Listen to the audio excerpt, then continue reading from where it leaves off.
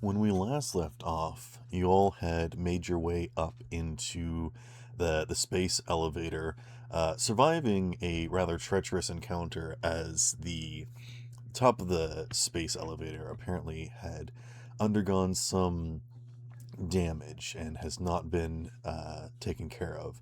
What caused it, you do not know, but its upkeep you are certain of. The lack of maintenance leads you to believe that the Adeptus Mechanicus have shunned their duties not only to the Imperium and their duties as tech priests, but also seemingly have absconded with a device of Necron in nature. Going to investigate it or something. They have retired to the weather satellite that circulates around this entire planet, creating an artificial weather system. You guys begin to investigate and realize that the hallways are starting to become more than just ramshackled and run down, but actually changed, warped. But it's not actually the warp, it's just some sort of Necron influence as the technology is changing. There's like green lights instead of red lights. It's very evil. You see walls that are like becoming to be misshapen and hallways breaking down or coming into existence out of nowhere. It feels like you're entering into the bowels of a creature than it is the interiority of some sort of ship. But as you're making your way through the throngs of these fallen walls and ceilings and wires crisscrossing, you disturbed them a bit, and as they attempted to latch onto you, trying to assimilate you into the machine, you have woken one of the guardians that is in this place. And rounding the corner as you enter into this large room, you see a figure that has been basically advanced with technology. You see one of those clawed fiends that you fought earlier. However, its body has become mechanoid with armaments on the outside while also having some sort of saw sort of muzzle built into its face for advanced hunting techniques. It can sense you and is hunting you. What would you like to do? Who would like to go first? We are now in combat. If you have any questions or clarifying things that you want, feel free to ask. Or you guys can speak out of turn. Like, it's free. It's just when you guys want to do something, decide who goes, and we'll go in order, and we'll just see how things gear. But yeah, the room is open. The curtain is pulled back. You are on stage. Spotlight. Say something. Can't believe we got thronged by a And fucking now throng of cables. the end is near. I saw I a face the face. final curtain. Well, do we believe it wise to have the fire go first, or do we believe it wise to have a large man go first? These seems like The large pretty man. optimal situations. A large man can do it. I got nothing to fight with, really. Gosh dang it. Alright, I'm turning this thing off. It keeps spooking me. What? Sorry. Ignore me. He's being attacked by a fire alarm. Don't worry about him. No, it's the my personal AC unit keeps like popping on and off every few minutes. I see. But, the question was, do we want to open with sci-fire, or do we want to open with large man who may not make it to it because difficult terrain? Both You got- men got it. You guys can also investigate the room if you would like. What you see is what you see, but I can also give you some better descriptors and answer any questions if you want. So, yes. it's like a techno-heretical monster, right? Yes. Yeah. In the great words of the Hulk, big monster, I would like to start approaching it. A big monster. All right, what is your movement? Let me figure that out again.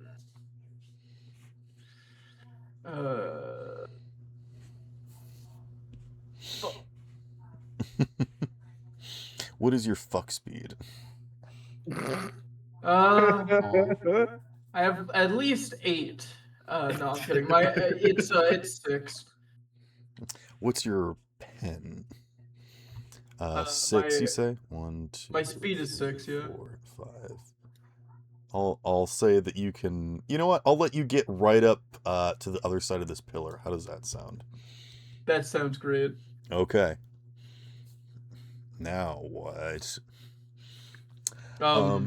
By the way, this pillar seems like it has like come up from the ground and is kind of. It has come. It's like the Borg, kind of like it's an amalgamation of techno bits and circuit boards, and just like you can see the SD card just out in the open. You can see the prongs, and as you lean up against them, you bend them over, and some Necron in the distance just screams.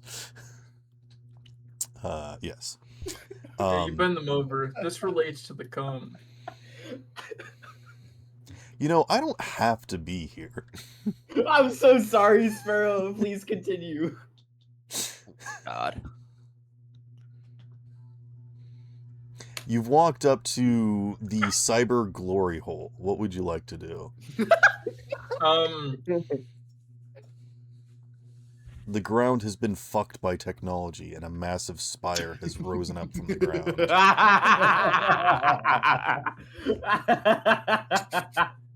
As you stand next to the electronic erection, what does Orpington do?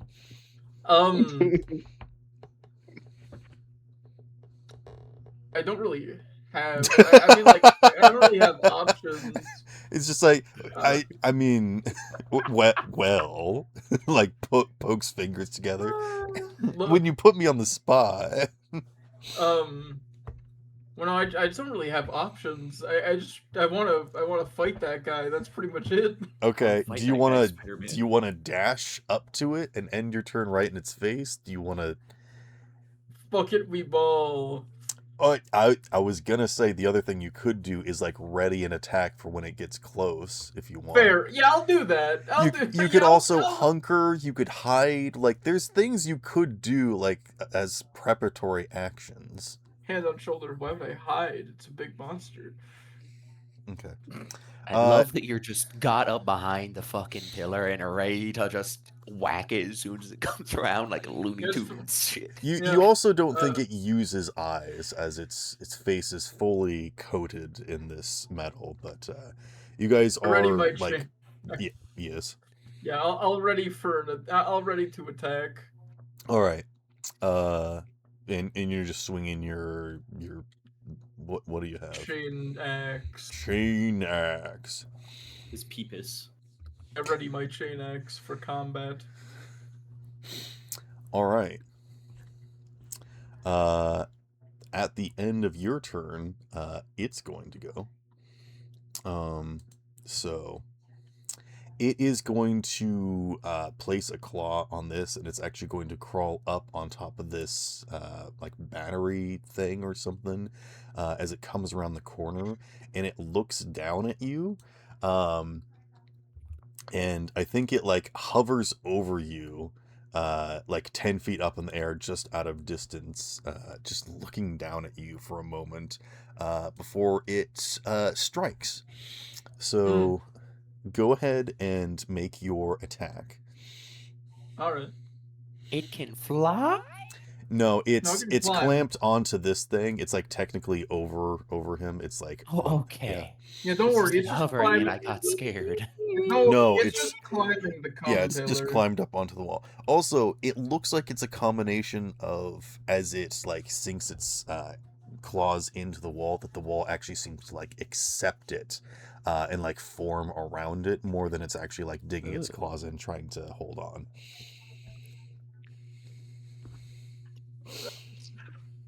You see its like hindquarters like start to glow a little bit before it pounces straight down, using its full weight and ferocity. More like using like a handhold rather than embedding itself into it. So I complicate. Complication.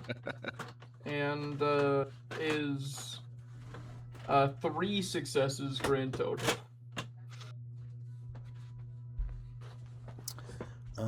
Let's see.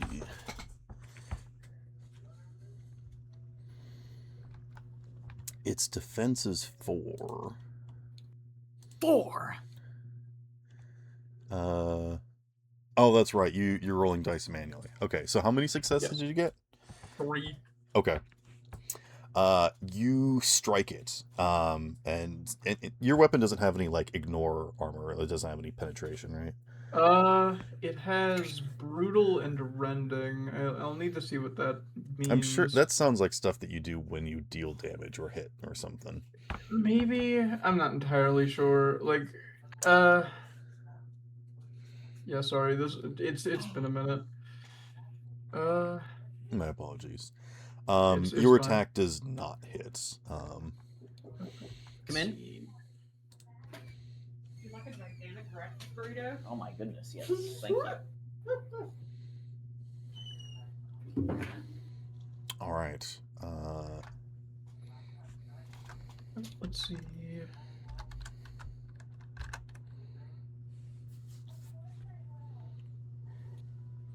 I got 5 successes. 1 second. Okay.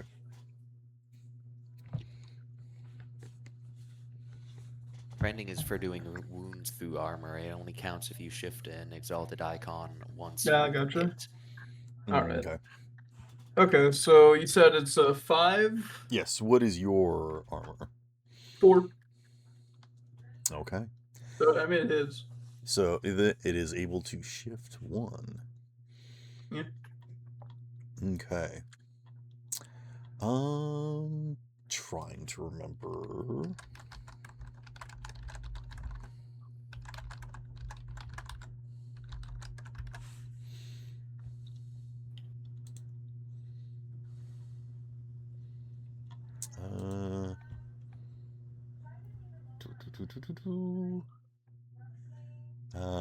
Okay.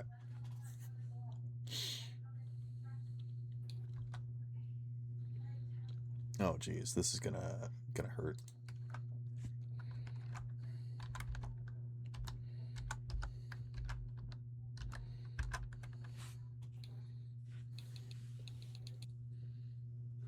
Okay, so 1, 2, 3, 4, 5, 6. So 12. Can I go ahead and roll, what is it, Resolve Conviction to shift the shock? I Or believe was it it's determination to turn Right. wounds into shock. Yeah. Okay, cool. Let me go ahead and roll that real fast, and I'll tell you how much I take. It's 1 success per shock, right? Correct. Okay, so Wait. First and foremost, what is your resilience? 11. I just wanted to be an asshole. Okay. All right. So you don't take okay. any damage then. I take 1. Well, you said it was 12. It was 12 damage, so I take 1 shock. I actually got 2 exalted, so 2 of those do get to bypass your. So you actually take 3. So go ahead and roll determination on those 3 damage to turn into shock. Well, I mean, I rolled. So should I just tell you how many successes I had in Yeah. total, or? Okay, so I had 1, 2, 3, 4. Okay, that's enough. Yeah, I had 4. So Actually, no, you I can had 5. you can turn the It's one of those 3 mistakes. wounds that you were going to take into shock instead. Yep. So what this looks like is as it like dives face first straight at you, you see this maw begin to open up in the chains, and you feel like you're about to get like pulled into, or like it's like someone's dropping a grinder on top of you, and I think you do like the Leon Kennedy like parry with your chainsaw and just scratch against it, pushing it just off of you, but it like manages to scratch your leg or something. And it buries its head into the ground, rooting around before ripping back up, and it's right next to you. And it doesn't even growl; it just looks at you, revving the chain mouth once again as it Quick looks at you. question: what happens if my complication? Because I did complicate. Oh, actually, you know what? Would you like to roll on the table, or can I? Because I think it would be cool if you like chained axe into its mouth, like that was your intention. Oh, that was kind of what I was thinking too. Is So maybe you got your weapon stuck in there. How does that sound? Yeah, my chain axe is currently like lodged in its mouth. So next action that I take, I'm going to have to like rip the chain axe out of it. Let's go ahead and resolve that just to, because this was like these actions happen at the same time, so I kind of want to resolve this. So go ahead and roll me athletics, and you know what? Let's make this contested. All right, I can live with that. Let's see.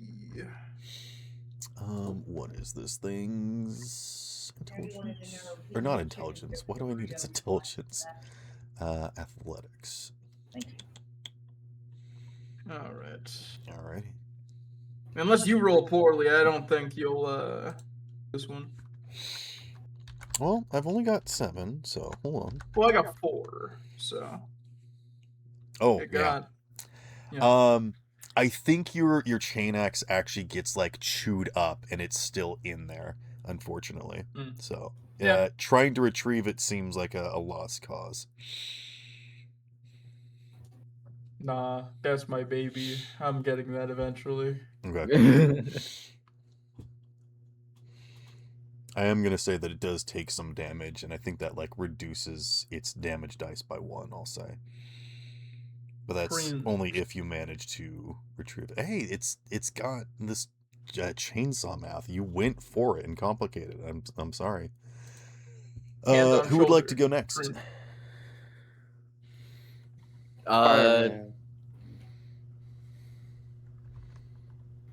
Bruce, Mule of the Imperium. Yeah. I will go next. Aye. I'm just trying. Somebody else spoke and I got confused. Okay. Go for it. All right. So I have a feeling that our funny little guardsman orc friend is gonna need some help. Yeah. So I'm gonna go run up and smack a bitch. All right. Excuse me.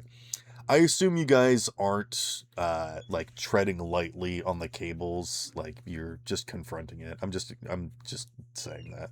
Yeah. Basically, if you were trying to hide, like there's like cables and difficult terrain, you don't want to like disturb the spider's nest because it can sense you, that kind of thing. You don't care about that. All right. Anyways, go on. Continue. There were cables. Yes, the cables that throttled me and fucking Tong last time. Yeah. I wasn't here. Yes. There is like cables and stuff coming up from the ground and the walls and the ceiling and everything, and it's crisscrossing, and it's very scary. They're also mildly sapient and will try and connect to you if you cut them. Yes. 1 success. Okay. On my weapon attack. I think what happens is that you get like caught up a little bit, and as you were charging forward, you kind of get caught up by these cables a little bit, just slightly. There's like one hook that kind of like comes down and gets you a little bit, and you have to kind of push through it, and it just throws off your angle.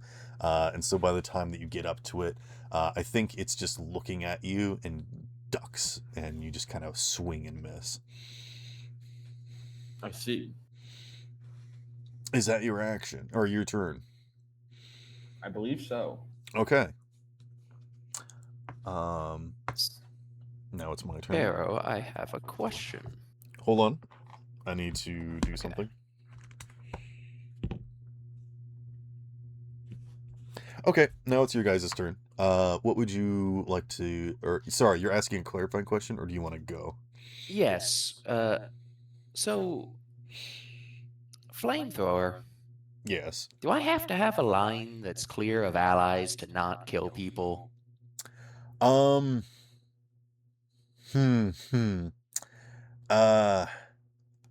I think so. Unfortunately. Fucking goddamn it! So This is why I wanted to go first. here's the thing that I will say. I like you can get to a position like I assume Nikolai can like get kind of here and That's certainly a bold place to maneuver. okay. You know what? You know what? I think Bruce still has some movement, so if he wants to like I shift, do still have some movement, actually. yeah, you could get up Okay. here. Okay. He's kind of like getting up to a section where he's like bracing against the stairs, and he's getting ready to like tussle with this thing. So So, like, they're like pinning it right now. yeah, a two-sided attack. Yeah. Before there's more people between me and the creature, I would like to take my turn. Okay. Because I don't want to burn my friends. Okay. So I will say that like this thing right here is kind of like a half wall. So if you want to like get up to it and then like spray over it. Okay. Yeah, that's the idea. Okay. Where is my... Okay. Do the ting. Flamer rain. Bust How it. many The meters thing with- is each of these squares? Sorry, what? How big is each of these squares for like range? I think they're like 1 meter or 10 meters. Okay, so like for weapon range, 1 square is 1 unit. Yes. Excellent. That's at close range. Okay. 1, 2, 3, and yeah.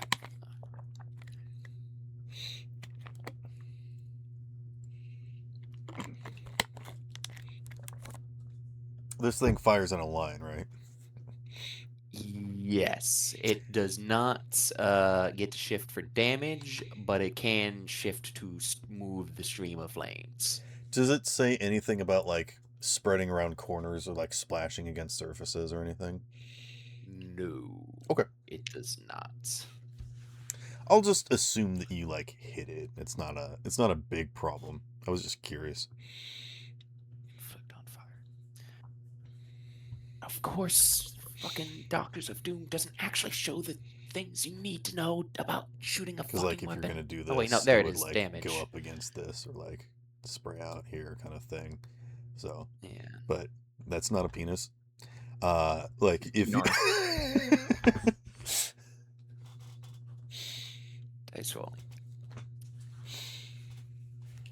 So, to confirm, since we agreed this is a fucking like dark tide flame psyker staff, am I rolling ballistic skill or am I rolling psychic mastery? I think if you're doing the normal flames, it's ballistic. If you're doing the ghost flame that only hurts like living things and not objects and technology, I think you want to do the psychic mastery. So which kind of Okay, flame do you want to do? I'm gonna try and sci-fire it because it's still got it's still clearly very got fleshy Yes. bits, correct? Yeah, it's like half. It's like cyborg. Yeah. It almost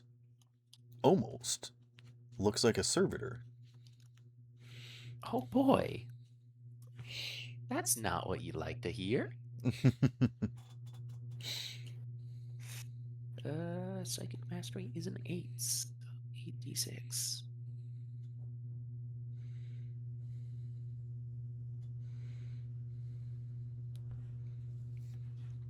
I think I'll still use its like normal physical armor if that's fine. Yeah. Okay.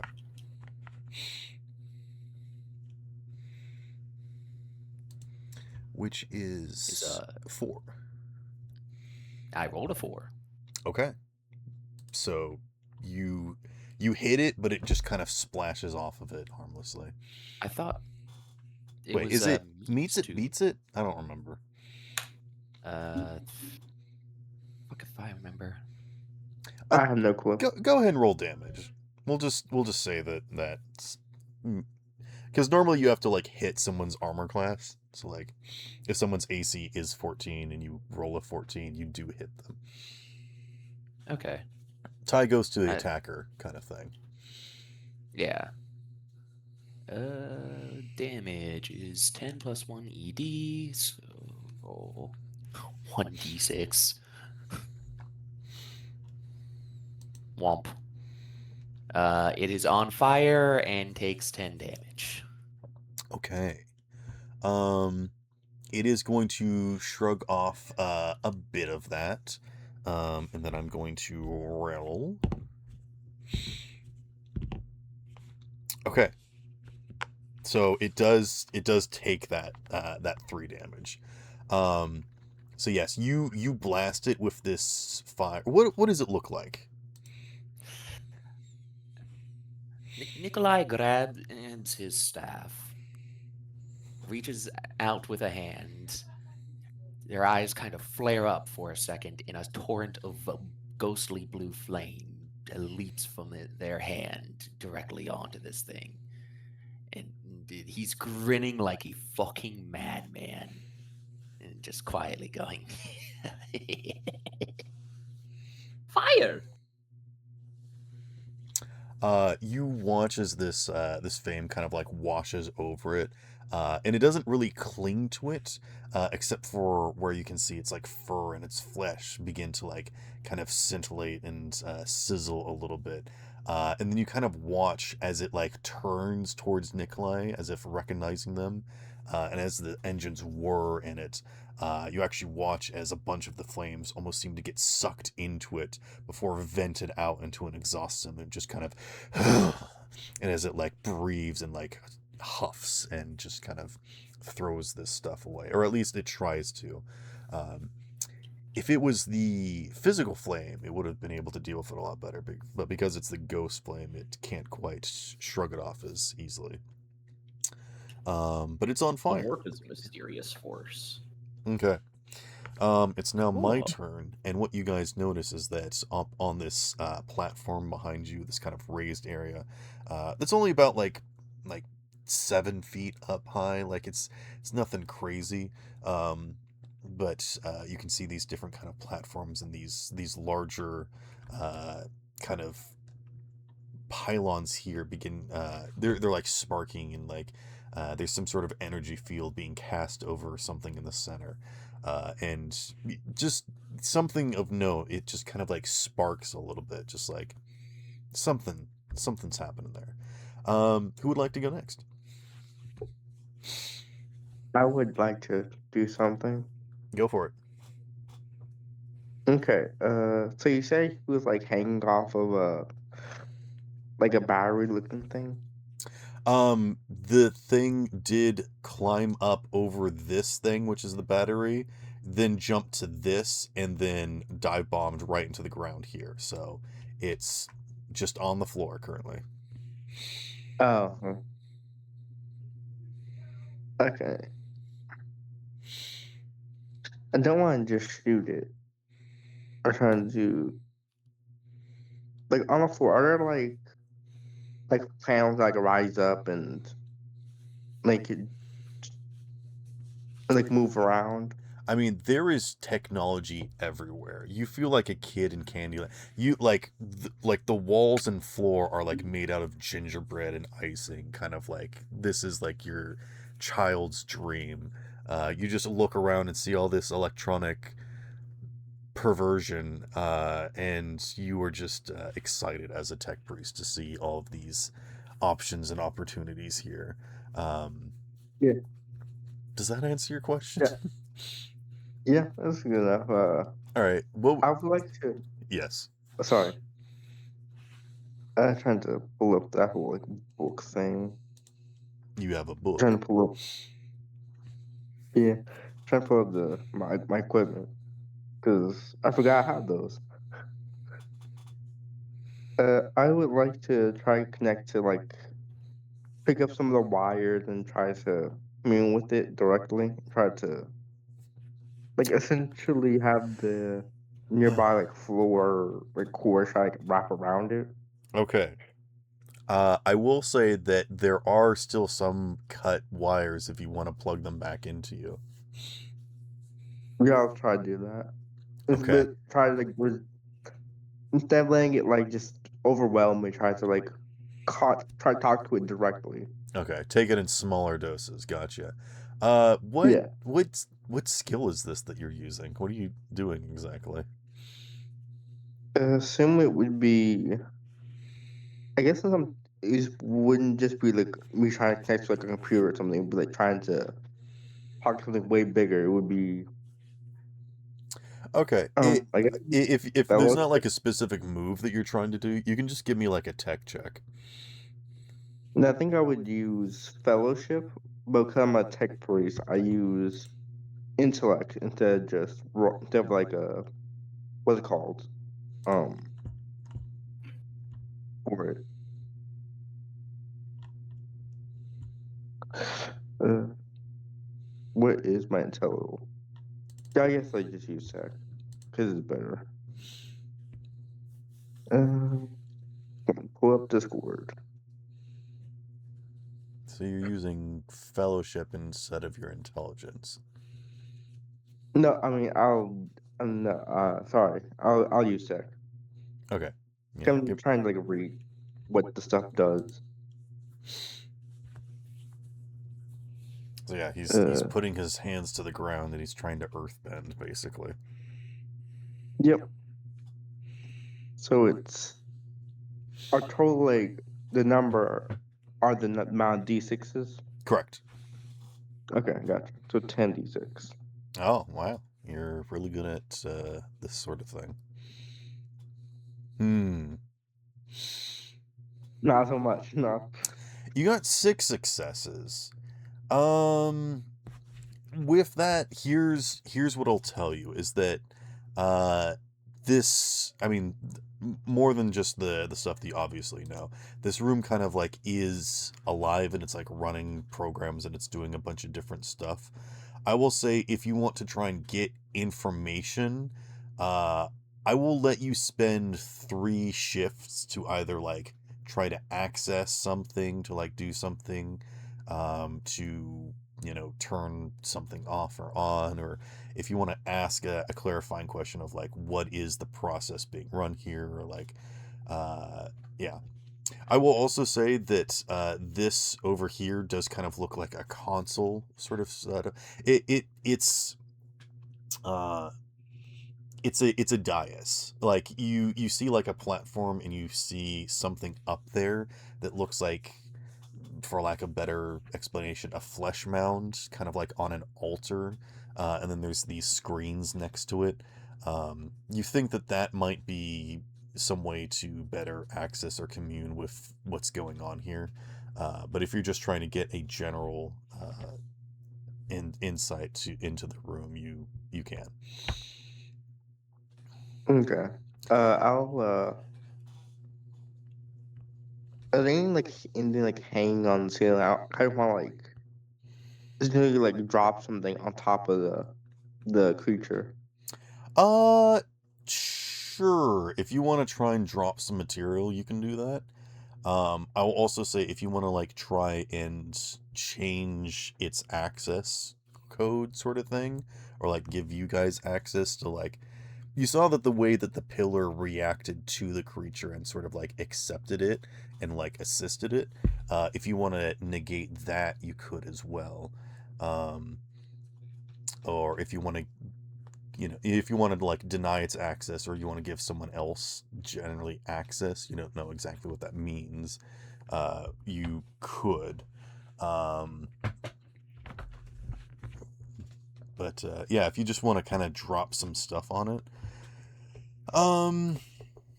I'll basically say that you can do a d6 of damage for each of your shifts that you spend. So if you just want to spend your 3 here to try and do like 3 d6 of damage, you can. I'll do that. And what's a shift exactly? That's so many things that I gave you to do. So they're So, like like, extra shift of, like- successes. So you successfully shift of- communed with the room without getting like hacked back, sort of thing. It's sort of just like a soft technology. So yeah, you guys like see him like pull up the floor and start rooting around with a bunch of wires when just stuff starts falling from the ceiling. He's just like pulling on the puppet strings, and that's shaking something loose in the ceiling. So go ahead and roll 3d6. You got 3, 4, and 6. Okay, so that's 3 successes. So it's going to take some damage. Actually, it shrugs all that off, unfortunately. Oh. But yeah, there's some like stuff on it. I'll say that that's gonna like get in the fray and mess with that's gonna gum up the works a little bit. But yeah. Movement. You want to move anywhere? I guess I'll just use my movement to get to try to get to that console. Okay, you're just gonna run straight there. What's your movement? Yep. 6. 1, 2, 3, 4, 5, 6. Okay. You're running up the stairs. Kybrek is gonna go next. And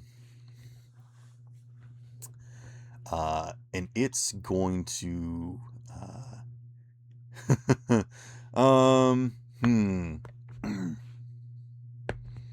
Kybrek is going to Shoot me in the stand head. over here, and they're going to point a figure at the beast, and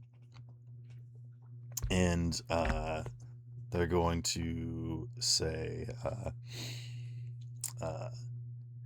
I've seen this sort of thing before. You won't get away this time. There's no running.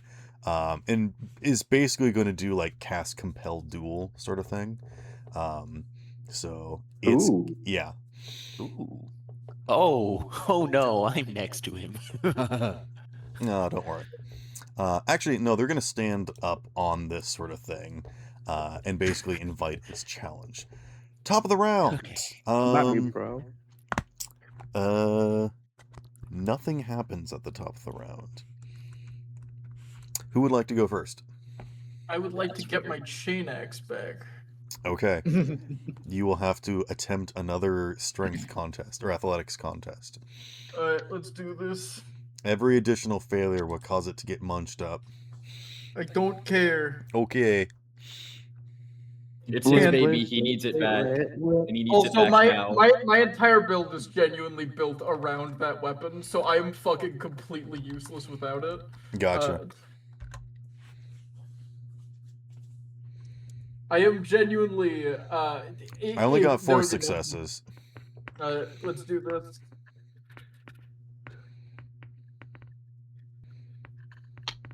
Alright, so that's 1, 2, 3, 4, 5, 6, 7. Yeah, 7.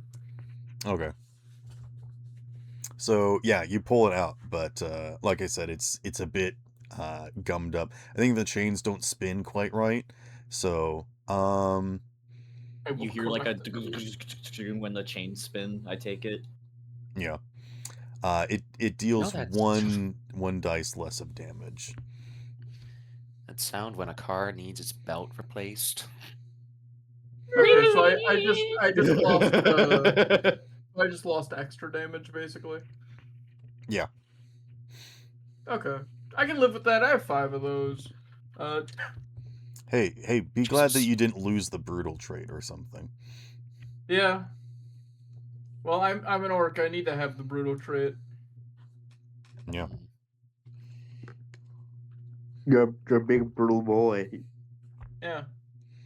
You're either cunning and brutal or brutal and cunning. One of those two things. Anyway. I assume that I probably won't be able to just swing on him now. I mean, yeah, I'll still let He's you letting me. swing. I'm gonna swing on him. Sure. Go for it. He's allowing me to swing on him. Yeah. I'm doing it.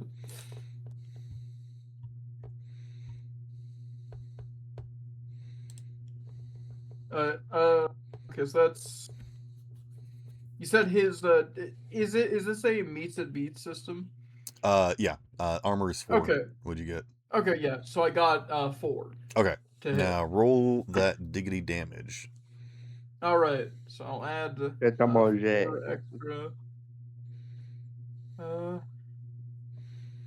Let's do this. And I recently realized that I was doing damage wrong this entire time. No. Have you been rolling the dice for everything instead of just the ED? Yeah. No. Extra damage dice, the way that it works is that it works like successes, where like a fail is 0 damage, a success is 1, and a crit is 2 extra damage. Right. So like it usually says that the damage is like 4 plus like 6 ED, which is extra dice. So it would be like 4d6 plus 7 is how that works. And then you're trying to get, rather than totaling that up, you're trying to figure out how many successes. So yes. Anyway, 15 damage. Okay. It is going to how are you attacking it again? So I'm kind of imagining this is like a Dark Souls riposte. Like, I just ripped this weapon out of it, so I feel like it's staggered for a second. So I'm effectively, I'm bringing this to under its chin and like smashing its head up into the air. Okay.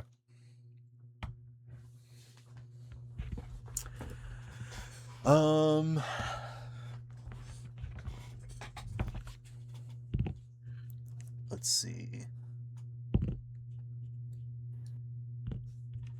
Where is my determination again? Somewhere. It's under it's in traits under resilience. It might not be the same for creatures. Yeah, perhaps. Okay. Sure. Oh There's dear, no yeah, I forgot the whole termination thing here. about. Okay. All right, yeah, you deal some damage to it. I am going to spend a ruin point to use its signature ability, Devour. When an attack is made against it, it can attempt to, once again, it's going to try and eat your weapon. Good luck. All right, so you once again go like the Gears of War saw against saw again. So go ahead and give me an athletics contest because it's going to try and devour it. An athletics contest, you said? Yes, sir. All right, let's do this. Let me. The only thing I know for real. Let's do. I got 8 successes. Okay, that's all 7 of my dice. Let's see how many successes I can get.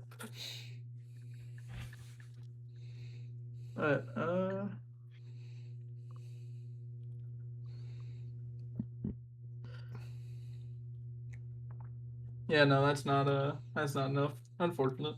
Okay, your weapon is once again lodged in its mouth as and it just starts carving through it.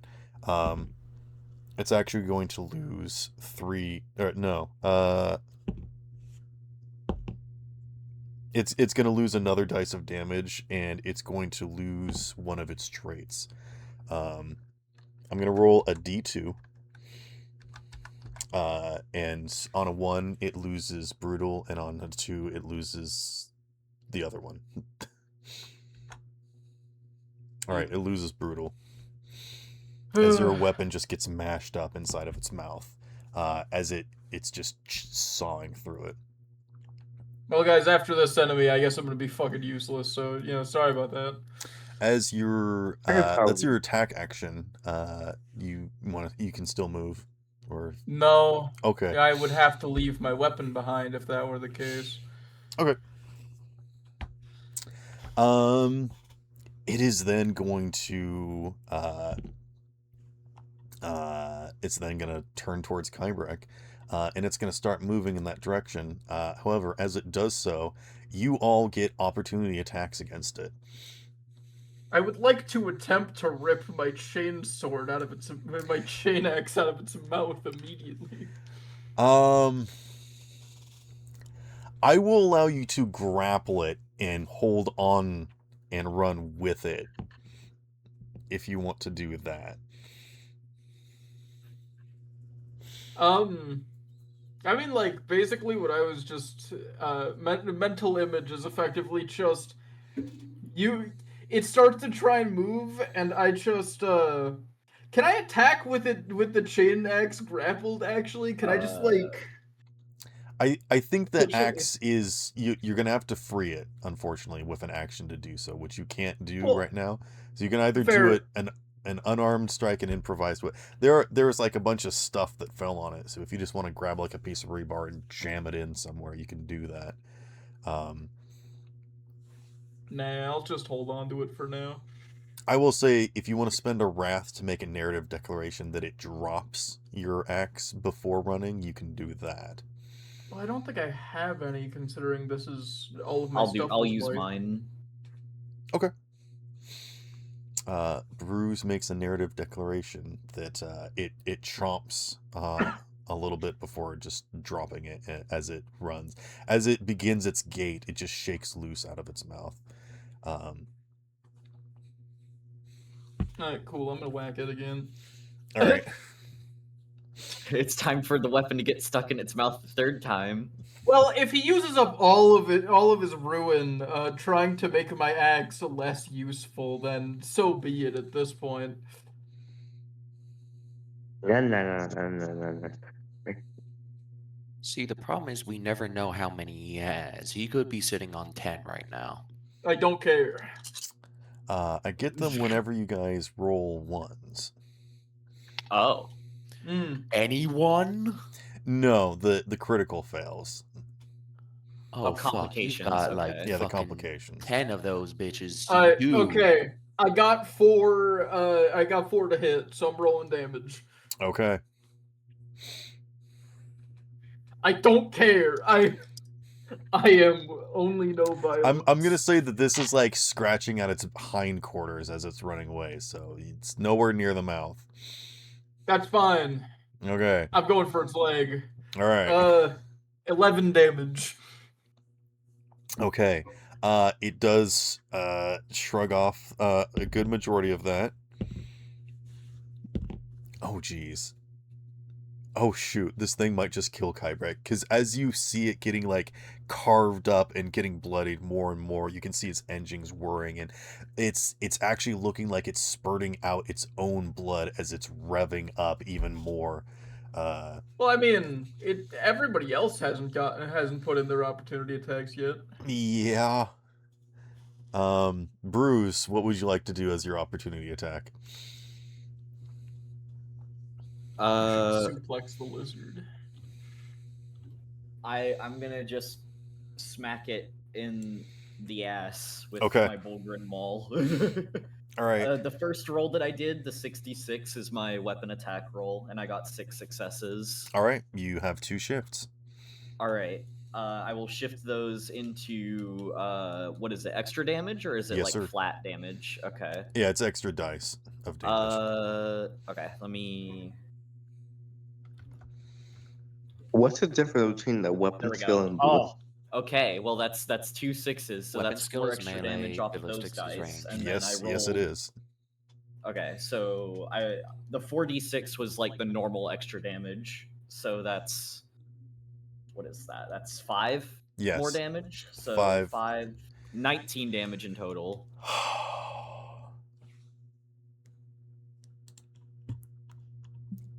Come on, man. This thing didn't get to do anything cool yet. It ate my axe. It has to die. Twice. Don't worry, the second one that's in the ceiling is gonna come down, I'm sure. Its death was foretold in the ancient scrolls, okay? So you did like a spanking attack, and that's what you did? You hit it in its Yeah, I bum? just freaking like golf punted the shit out of it in the All right. ass. As you take your... Never mind, I don't want to describe this. No, go ahead. Because I believe you described your maul as... Never mind, I'm not gonna do It's a this. stick. It's literally basically you a hit stick. it, and it like... you hear a lot of crunching. And now it's kind of... It was still charging forward, and I think it kind of like falls on its face as it's sort of like limping now. But it's still going for Kybrek. Kybrek's still like glaring it down. It's like... Nikolai. Metal scraping noises. Yeah. Nikolai, you have an attack. Opportunity attacks required to be melee.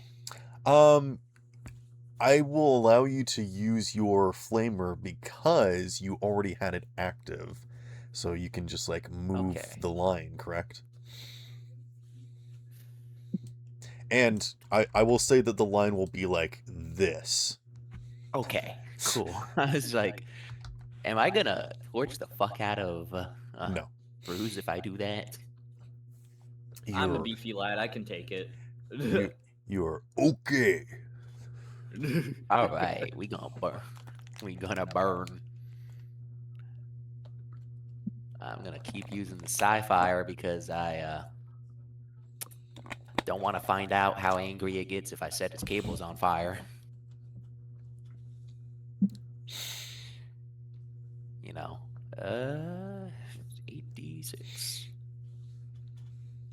I just want you guys to know that this thing's about to die. I'm certain of it. This thing had so many extra dice that there was no way that Kybrek was going to be able to survive. Like, this thing gets stronger the more wounds it's taken. So, oh, yes, so we got a basically 5. We beat it to death with hammers before it could. Yeah, no, if it attacked anybody on this turn, it might just really hurt, like, either Bruce or Orkington, but, like, anybody else it would have outright killed. Yeah. Well, you know, the philosophy in war, kill it before it kills you, so...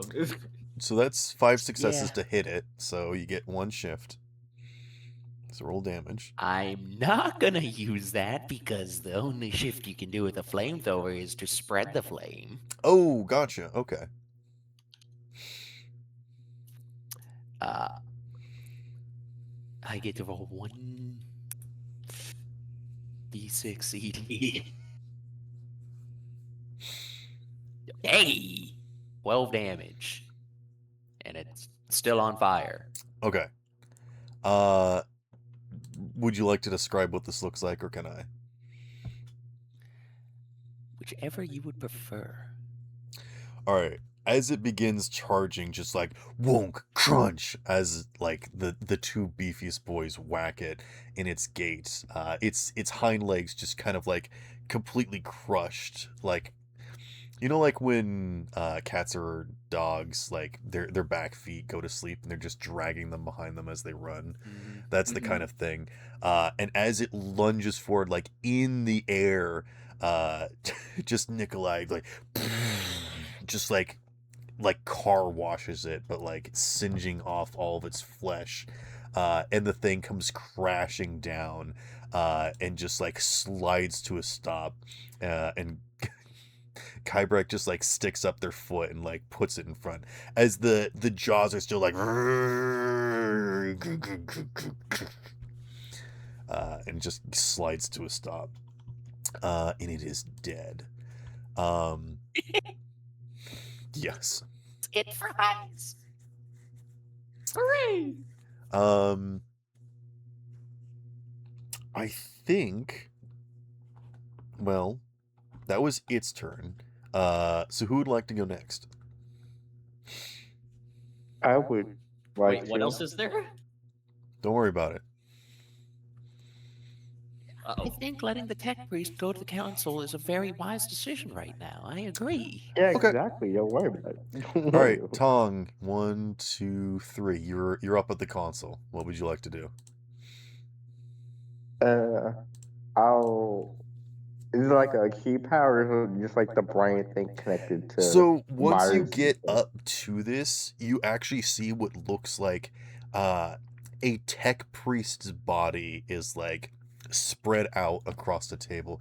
Their head is missing, and it looks like their legs have atrophied and are just kind of like gone. And you just see like the robe sort of draping here, and it looks like their chest has been flayed open, and it looks like the innards of their body has been turned into basically a makeshift console.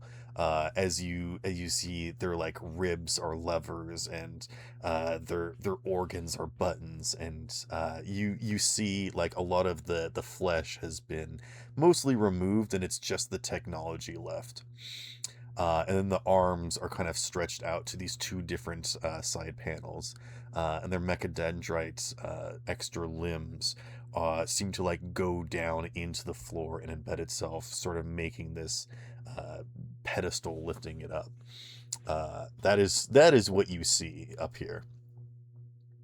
Okay. I guess I'll like. I guess I'll just like mess with it, try to like figure things out how it works. Because All it's right. definitely probably not my normal wheelhouse. Give me a tech check, and I'm actually going to give you 2 extra dice for this because this is, I mean, basically Imperium technology, and you are from the house of Adeptus Mechanicus. Yep. R12 D6. All right, you got a crit, so go ahead and give yourself a point of wrath. I have 3 wrath. Yep. You got 6 successes. I'm going to say that you can sort of make out the basic function here, as this seems to be like an impromptu monitoring system for what is here. And I'll sort of open up the room now that we're sort of done with combat. You can see that there is like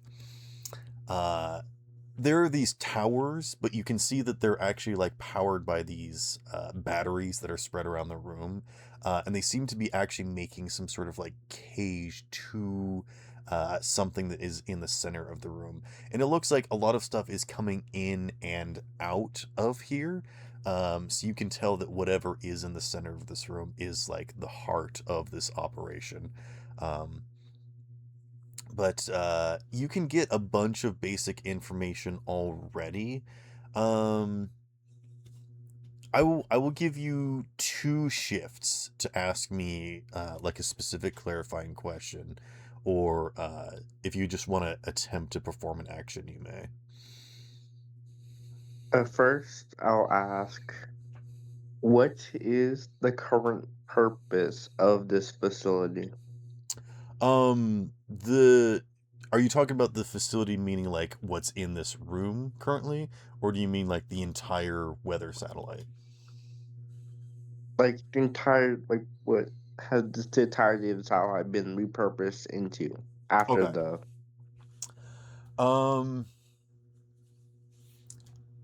I think you can actually tell that what has happened is that this is turning into a funeral / birthing ground where they're trying to terraform this into a place where like the transition of souls from the living into metallic hosts is trying to be happening, sort of situation. Oh, they're trying to make the Yeah. necro thing. Yeah, the Necron sort of thing. But this is still like very early stages.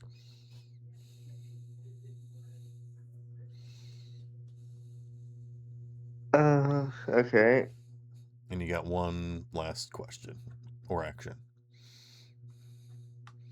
Like, you could perform I some would. like very basic things, and if there is like obvious information, I can just straight up answer that for you and it won't spend your thing. But it's like, if you still want to ask Yeah. clarifying questions, go for it. I think I'm gonna pull out something from my inventory. I just gotta pull it Oh, up again. I think I have something for this. what do you have? I'm gonna I have to pull up our messages and pull up the Doctor Doom thing. I'm so excited. He's actually coming out in Marvel Rivals soon. Oh yeah, right.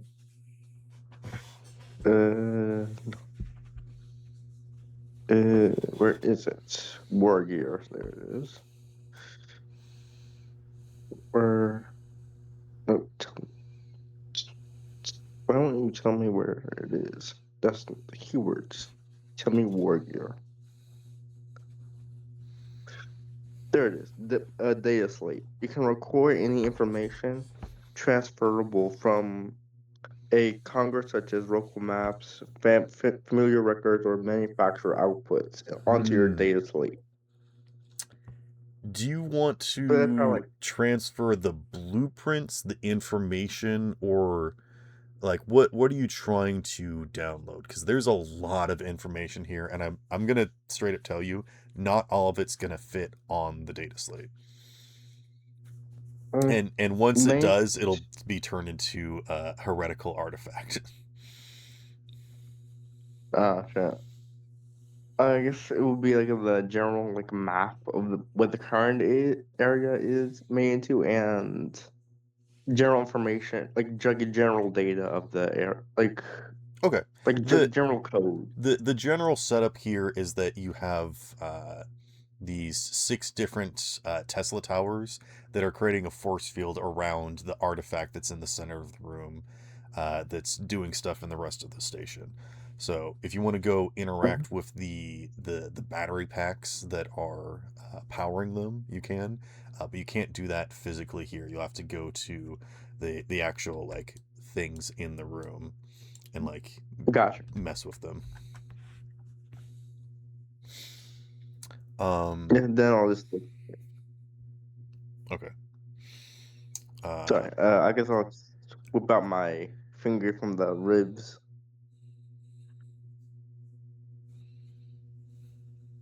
Oh, you're just gonna unplug, or? Yep. Okay. Yeah, and I'll just look at the. Okay. I'll say that you can bank a glory then, since you didn't use your last shift. It is now my turn, and I'm gonna roll something. Yeah. Wait. One more thing. Yes. Since I will still have 3-bar movement, I would like already try making my way over to one of them. Okay. We can actually drop out of initiative at this point. Because I rolled, and we're okay. In You that guys case, are not I noticed. am gonna go take a shower because I'm fucking shivering. Okay. Yeah, please take a shower. And Disgusting. you can retrieve Stinky your axe. motherfucker? Yes. Why retrieve? I already have my axe out, remember? Oh, that's right. Yeah. Yeah. Yeah, Ryan made a narrative declaration. I forgot. All right. I'm actually going to go use the bathroom as well. I'll be back shortly. You're free to explore the room and discuss amongst yourselves. What would you like to do next? Okay. I'll start messing with stuff.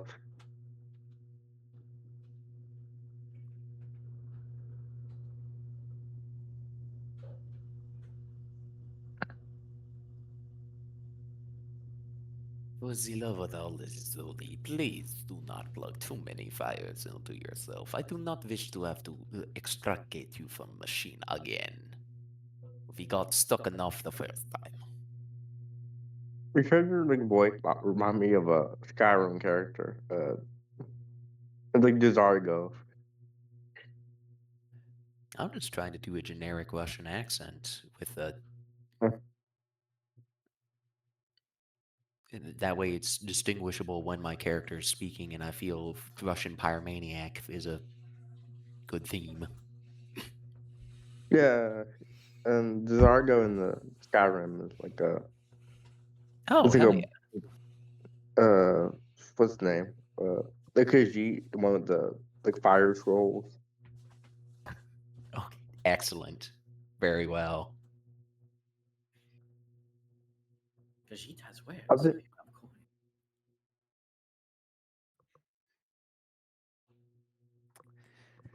Feels like the same level of energy then. Not that I've played the game, but Oh, you could probably look it up like a short clip of like his quest, like how he yeah. talks. Give me a second. Putting my jacket on because it's fucking cold in this goddamn house. All right. What was his name again? Desargo. I have no clue how to pronounce how to spell it exactly. It's a weird word. Just try to do it in Skyrim. It's a J? Yeah, just I don't.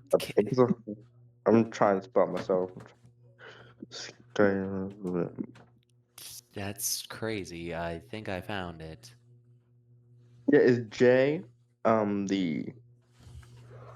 the pi dot All right, I'm back. ZARGO. Huh.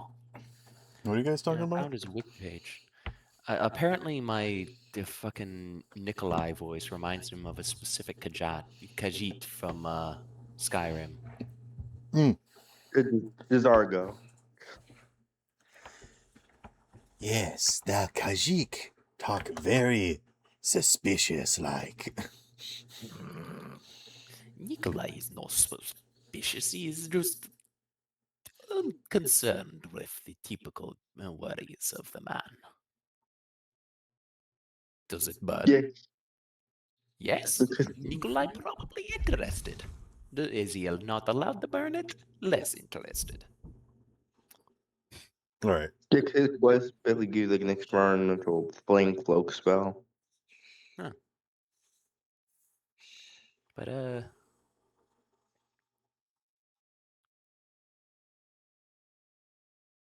You guys are free to walk around and explore the chamber or interact with whatever you would like.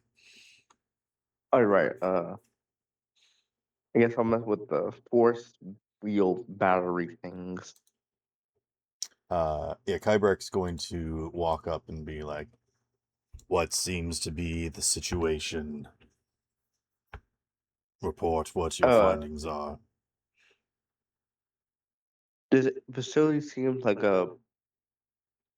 it's working on becoming a Necron breeding ground, I guess would be the best way to put it. Well, we must stop this heresy before it spreads any further. I assume that is the artifact there. We must find a way to access it. But not quite that. It's more like yeah, probably. It seems like we need to. Well, I need to work with these battery things on the sides.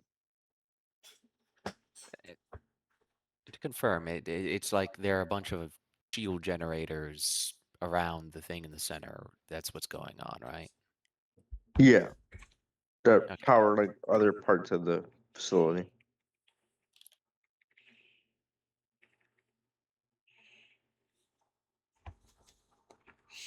Well, I suggest that we take them one in turn and try to defuse them.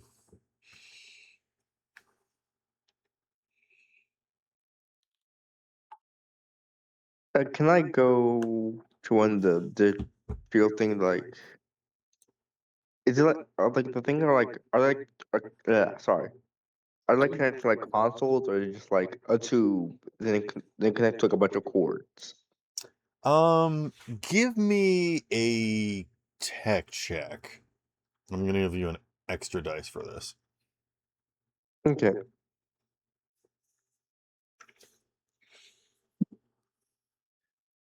Nope. I'm gonna accept that and there. Dice one. ER11.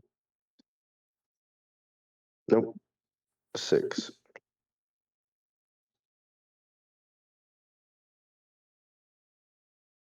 2, 5.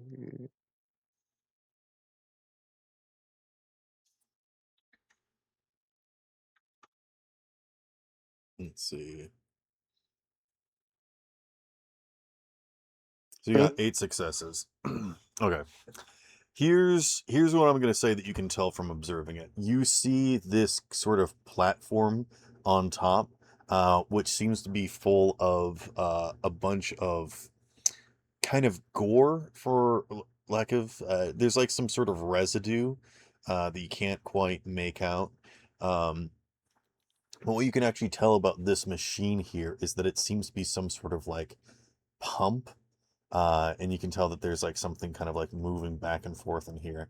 And as it's working, it seems to be generating these kind of like impulses that are going to the Tesla towers, which are then sort of making this uh, electro kind of field energy that you guys are definitely getting some like warp kind of nonsense coming from that. That does not feel like normal electricity. It almost feels like there's some sort of life force flowing through this. And you realize with horror that this seems to be where the remnants of your other fellow tech priests have this is their fate. That apparently that they have been sacrificed to these grinders, where it is like literally turning their life force and pumping the blood as like fuel to power this sort of engine block. Jesus Christ. So their souls have up in heaven, but their bodies Yeah. essentially blender.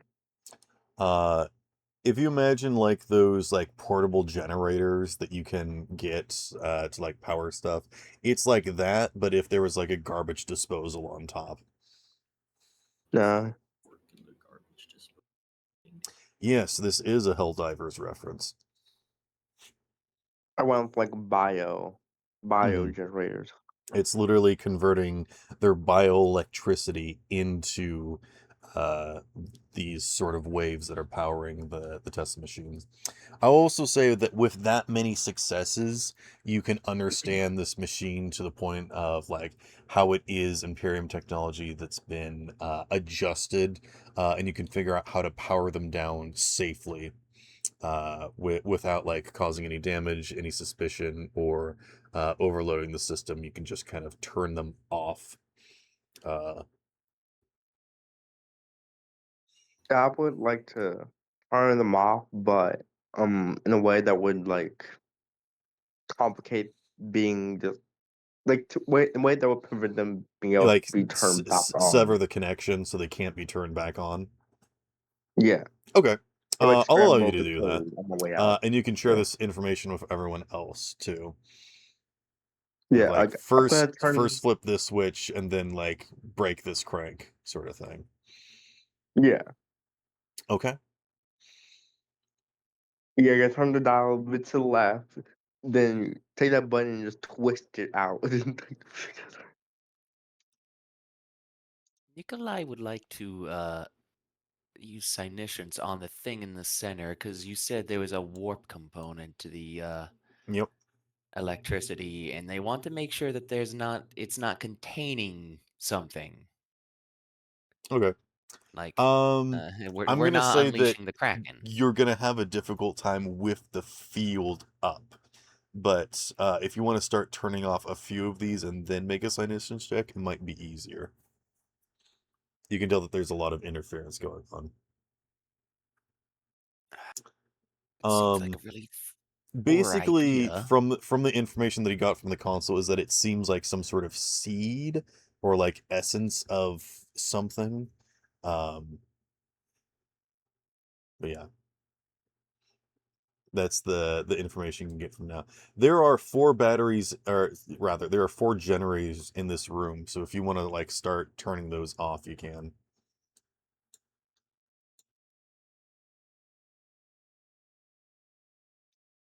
Wouldn't you like to help me, or? No, like you I'm rolled so hesitant good that you to can just go and unleash. do it if you want. Oh, But oh, if you want to roll a cognitions check before he does anything else, go for it. Yeah, I'm hesitant just in case it's the. Just because it's a seed doesn't mean it's not dangerous. 6.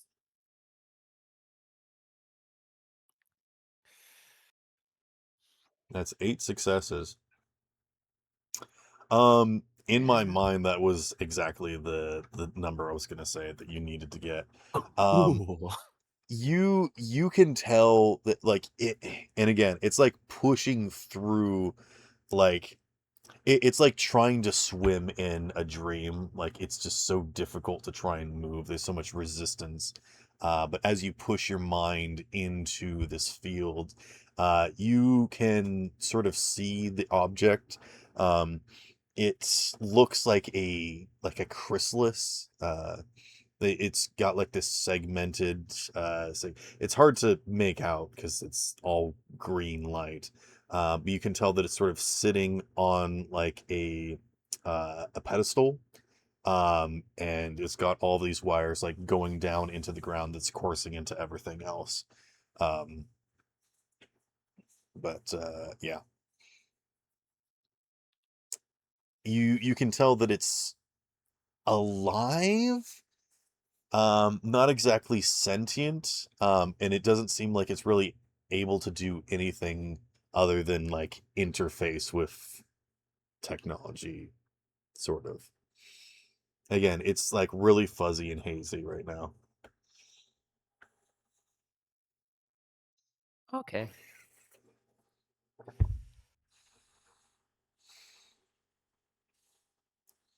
You know, it's not like a demon that once you take down the barriers, it's going to be like, ah, yes, thanks for freeing me. Now I can go kill the God Emperor. Yeah, I was kind of concerned that unleashing demons, considering warp No, lightning. Yeah. these fields seem to be protecting it. Okay. I will follow the tech priest's instructions then and assist him in turning them off. Okay. Or them off. Whatever your character is. You guys can easily go around and get these 4 in this room, but you will notice that the cables seem to branch out and go into adjacent rooms. okay. The 3 go that way. 3 should another 3 go the other way. Ah, so you're splitting the party. Oh, Yeah, Okay, it's more not most efficient. All right, Bruce, you count as 2 because people. last time we left you unattended, you got connected to Hive Mind and almost slipped under. I do not think it flies. I was not alone. It was all of us together and it happened. Yeah, Kybrak's Yes, still you standing on the wish me to let stairs. you be unsupervised by large men who can pull you out of it. Exactly, he should be with me. You guys figure it out. We should move as a unit. I believe that the words of the they're a commissar, correct? Well, no. What was the word you used? Notes. Commander, Commandant. Yeah. Commandant Spankel. The commandant is wise on this point. What happened to the parrot guy? The power one. The power one? I will also say, as the thing, you don't notice any change at all, Donnie, from the thing. As these fields Okay. get powered down, you don't get any like change or sense of anything.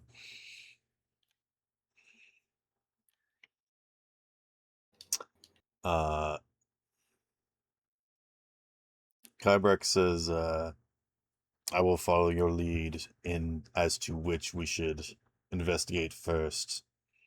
I do not agree with leaving this room unguarded as we've tampered with it, but we must stay focused, we must stay rallied, and we should move as a unit as quickly and decisively as possible.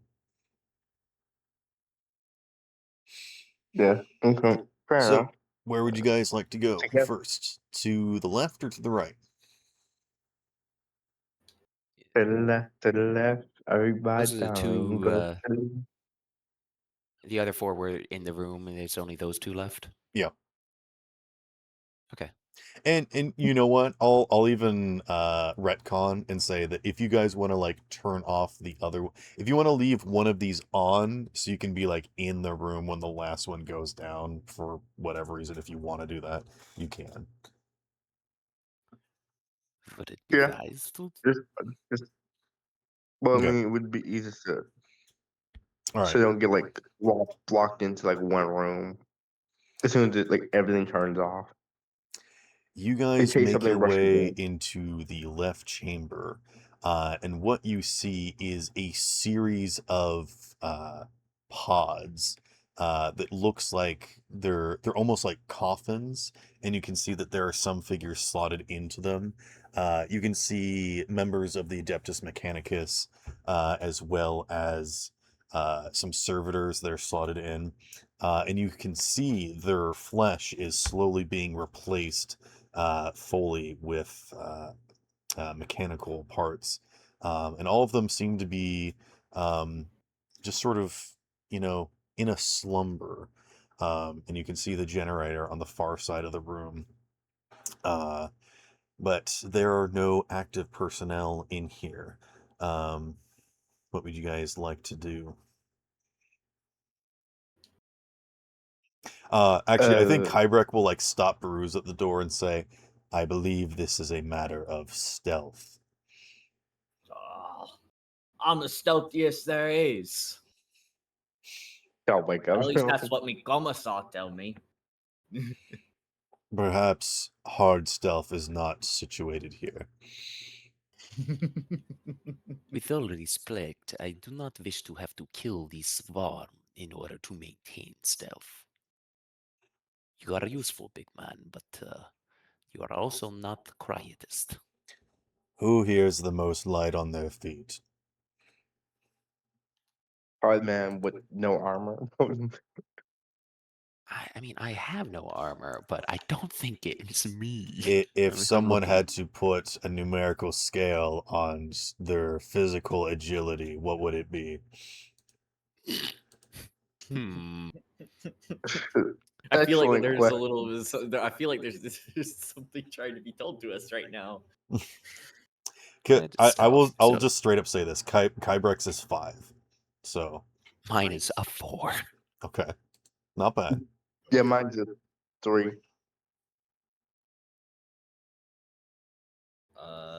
Anyone beating a 1? Ah. 1. Okay. I think Kybrek would like Nikolai to accompany them in case something happens. Very well. Yes. I agree with this assessment. Alrighty, would you like to give me a stealth check? Of course. 4d6.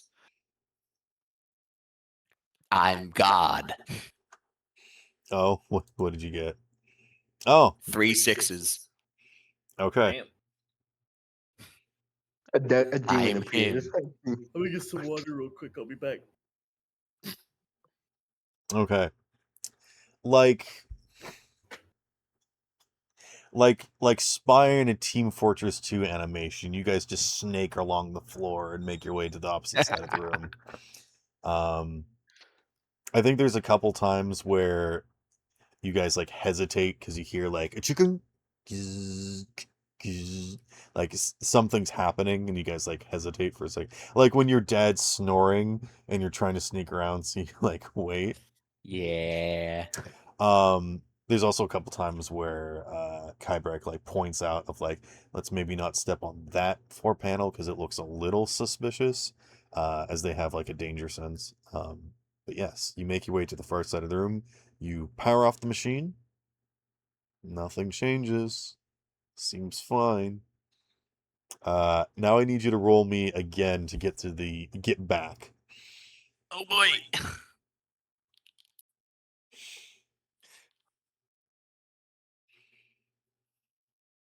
Just all ones. I also didn't roll that great this time. Okay, that's 3. Yeah. What's my Okay. resource pool looking like?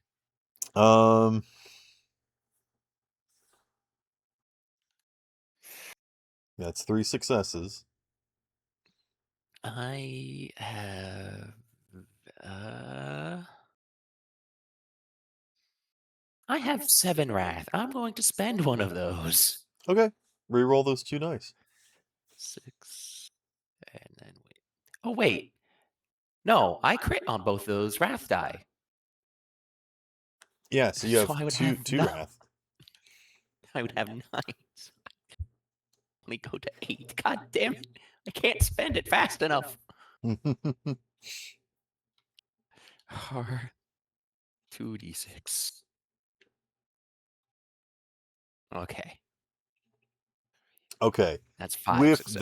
that, I think there's like something happens where one of the units gets like initiated, and then like Kybrek just kind of like hits the snooze button on them or something, like like quickly pulls the plug and like powers them off, and like, I think we should move quickly now. And you guys quickly make it out of the room. Skitter like fucking cockroaches. Yes. Avoided that encounter for sure. To the right room now. Yep, to the Hell right. yeah. To the right. Everybody down and go to the right. Okay.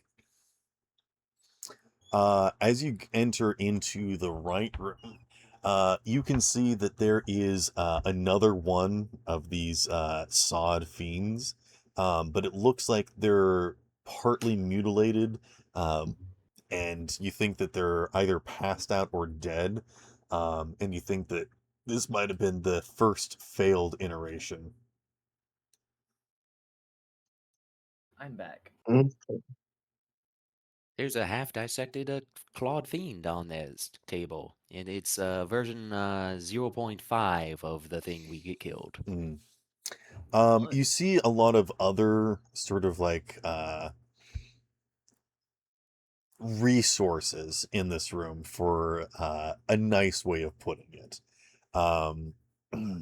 In addition to that, you see a lot of like weaponry, and like you see a lot of like diagrams and things and setup, and it seems like the Adeptus were like investigating stuff in here, and their plan came to fruition and they activated it, and it seems like this was all intentional. None of this was like done by uh, influence from them. This was literally just the tech priests got too toaster horny, and started just messing with bad juju. Okay, I would. And judging by the other I like- room, it seems like they're succeeded because they are becoming fully machine. They've achieved their lifelong goal of pursuing the Omnissiah.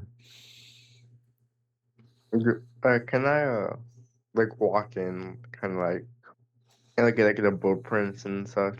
Yes, if you want to do that here, you can. Go ahead and roll me something for this. Let's see how much info you can get. Maybe a scholar check would be good for like trying to document this stuff. Yeah, and do I get bonuses because I'm Yes. a adept? I will give Can you 2 dice here. I get one more because I also have Dark Mechanicus?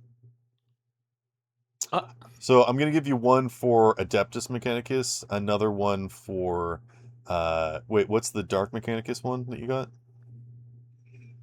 Dark Mechanicus basically like they're also like Mechanicus, but they follow They're the like Chaos Mechanicus. Oh, equivalent. gotcha. Okay. Basically, like if any of us find out that he's Chaos Mechanicus, he's dead on the spot.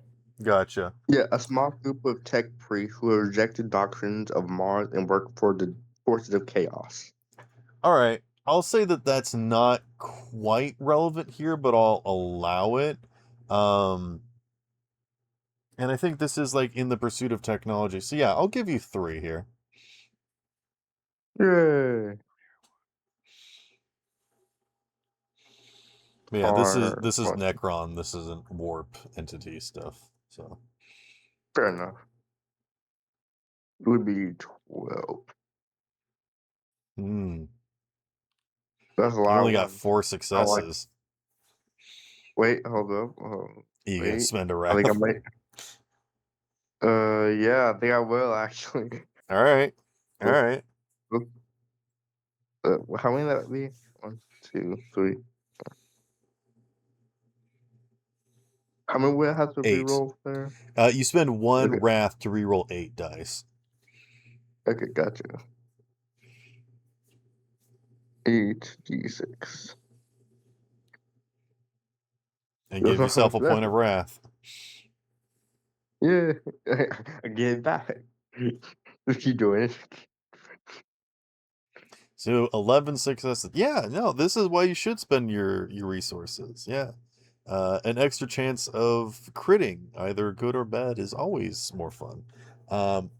With 11 successes, I'm going to say that you get a very solid, comprehensible documentation detailing the events leading up to the situation, the intent behind the Adeptus Mechanicus, their entire plan, everything leading up to this point, uh, like all of their plans and how they managed to retrofit the device to the system in the weather, and the reason why the weather station was the best way to do it is because it utilized a lot of the differentials of like uh resource management and allocation of like uh I'm running out of steam. What's the term? It like breaks down molecules and whatnot, so it like changes the atmosphere and like it generates rain, it generates, wind, it literally controls a lot of stuff. So it takes in a lot of resources and changes it to something else. And that's why it was such a good system for doing what they're trying to do here, of It had changing like a flesh built-in. to technology. Yeah. It had built-in terraformer. Yeah. Yeah, the terraform. Yeah, thank you. In addition to that, and it's only because you got an 11, I'm going to tell you this. There is an individual that snuck aboard and changed some of the planning that caused the Adeptus to lose their sense of free will.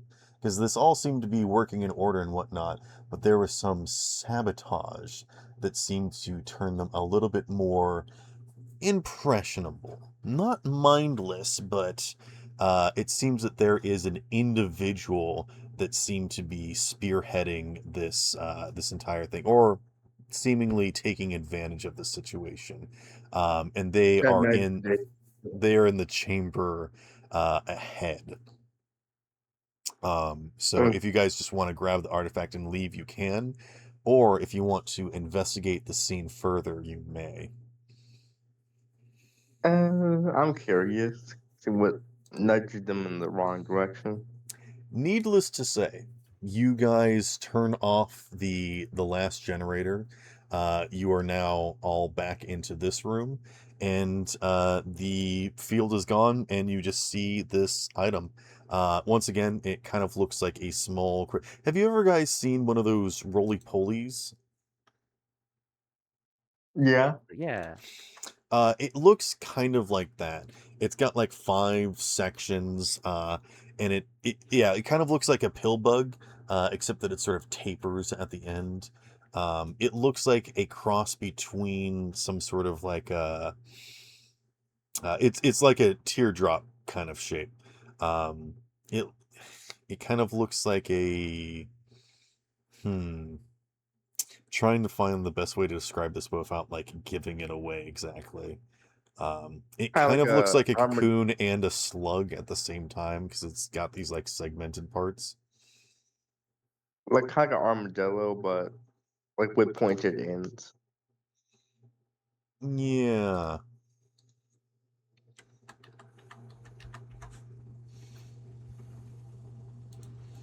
Here, I can get you an image in just a moment.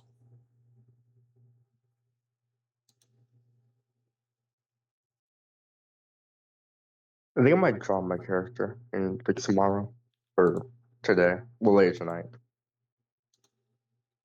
Hell yeah. It I'm drawing. looks like this. Oh, hold on. This.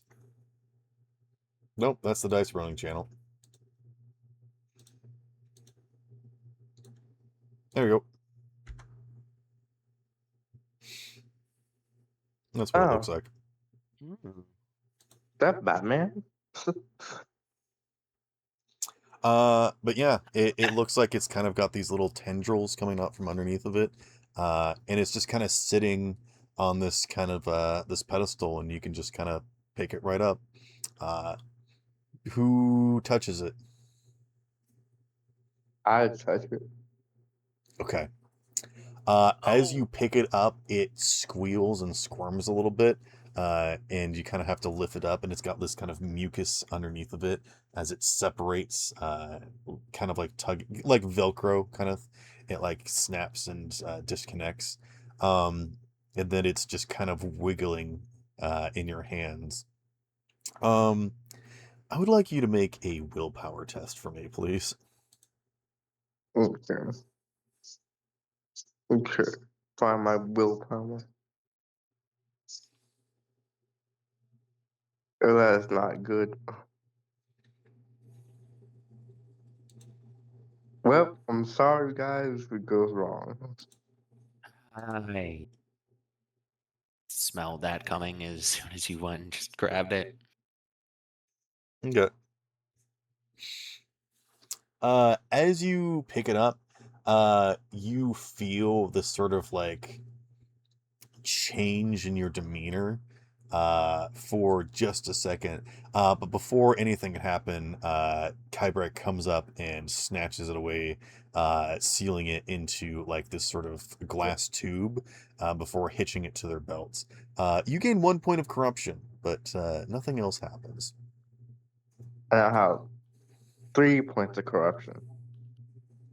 And Kybrek will say, I think that is enough heresy for one day. Shall we abscond from this place and eradicate this heresy? Uh, huh? Yeah. Sure. Yeah. Has Tong shared that there's the man in the room in the chamber adjacent? Oh, right. Yeah, there's a. If I look down like the print, there's supposed to be like another room in the next hallway that could be someone in there or something in there. If you think it is something of interest that we should investigate, then perhaps we should.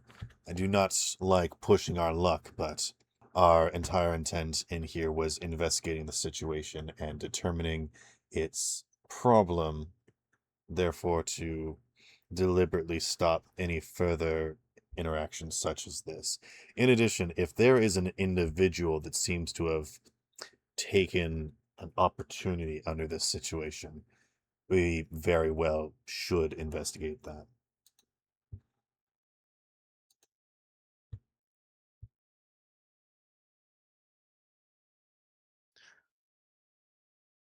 Yeah. Nikolai has no objections.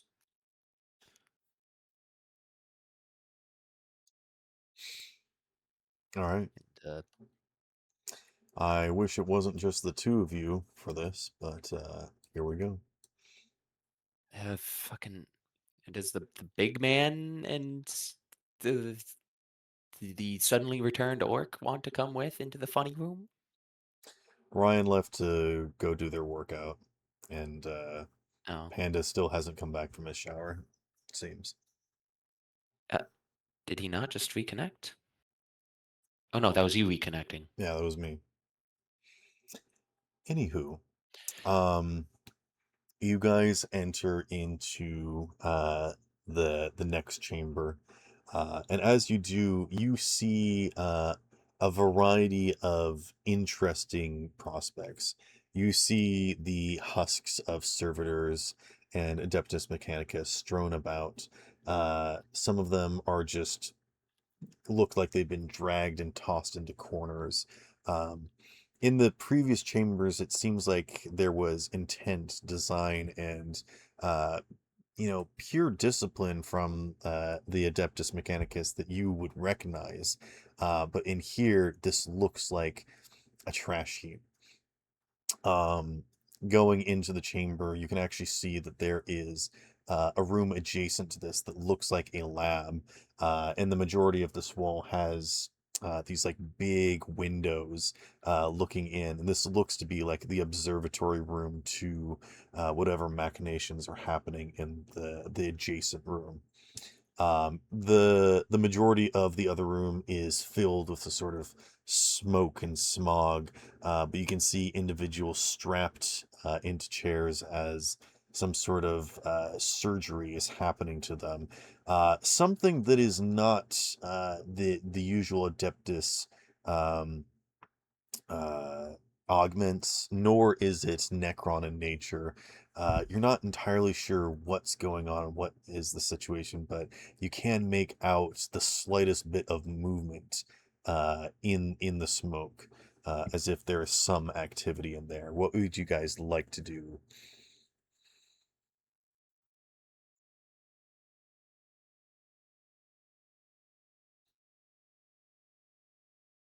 Kybrek is slowly striding into the room, taking stock of the situation and glancing things over, but trying to move silently and not draw attention as they are trying to take everything in, at least for the moment. Nikolai would also like to be stealthy as they enter the room.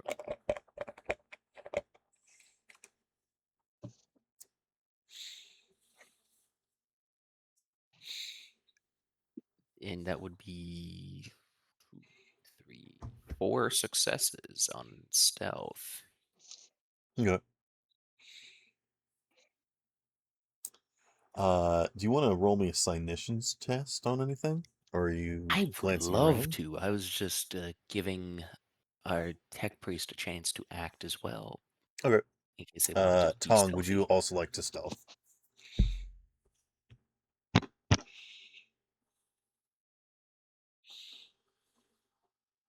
Hello? Hi. Yep, and we hear you now. Oh, this headphone's being weird. They don't want to connect properly. I would like, so are people like in there like currently or like conscious? No. These are all desiccated corpses. Okay, I would. You also see some other like bits and pieces of machinery that looks like it's just been gutted. A lot of it's just sort of piled up. But yeah, you I see guess a lot of like fancy machinery and stuff in here. I will go up to some of the machinery and like examine it, I guess. Okay. Uh, To figure out the purpose of what happened here exactly. yeah. Give me a tech check, and I'll give you 1 extra dice. Uh,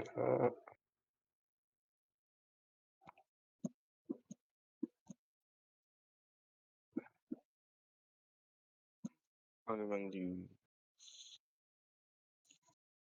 Ooh, a fumble. Wait, hold up, not so fast. You I have a thing here. have 7 successes. Are you going to use an inspiration to get rid of that one? Nope. I have a thing. Give me a second. I have some like Oh, you have a thing for tech checks? yes. Ah. I have sacred machine oil. You may ignore any complication involving imperial technology in any sense. In any scene. Um, so generally how that would work is if you were actually trying to work on something or operate something, or basically like if you had a weapon or something and you're like trying to make sure that it doesn't explode or something, that would be like a use for machine. This is just you like looking at it, so I don't think you're actually like interacting with it in a way that would be dangerous. And I know that you can only use it like once per scene. So I would say that you probably don't need to use that here. I think that what this complication would be is that you like get your hand stuck, or like maybe you make a little bit of noise or something. Nothing like dangerous or anything. And I also don't think, I mean, are you going around and just like spreading this machine oil on everything you touch? I don't think so. I don't think that makes sense for this. No, I'll just like kind of like put my hand in like and just look at like the wherever I'm interacting with specifically. Okay. Like holy water. I will allow you to come up with your own complication if you would like. And maybe That's that's just I'm like trying. you're getting like maybe a little scared at this point, or like maybe you're just still distracted from everything you've seen thus far. Uh I'm like going through like some probably to come to like the log and I like misinterpret some of the information on there. okay. I'm not gonna say you, because you got a lot of successes. I don't think misinterpreting the information is here. Maybe you're just distracted from everything else as you're just documenting all of this. How does that sound? So you're like, maybe you don't notice any threats for the next few minutes because you're just so busy, you know, furiously typing on this data slate. Furiously typing has been me this entire time.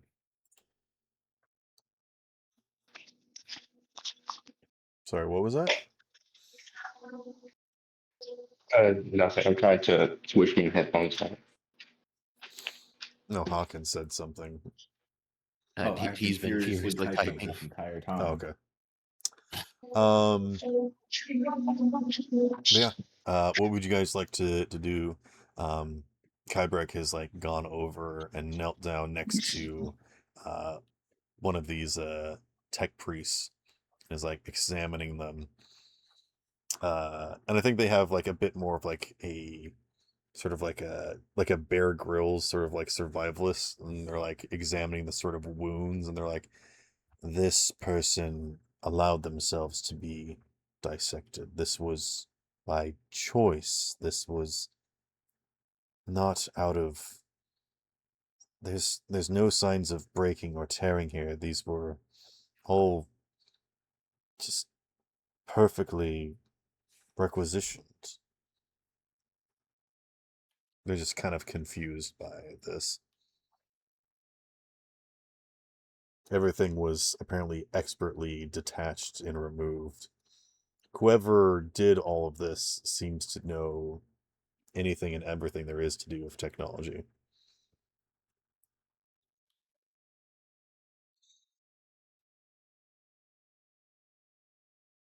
like to do that Cynicians now. Go for it.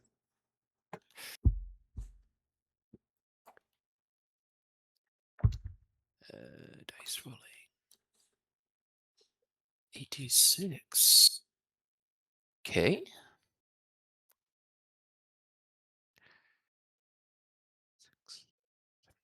That's 5 successes.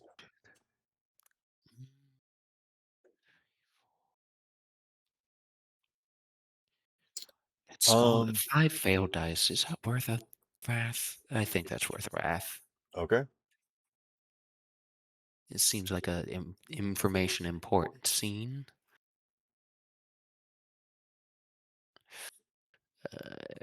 Down to 7 again. We see how this goes. 5d6. Ah, you're fucking kidding me.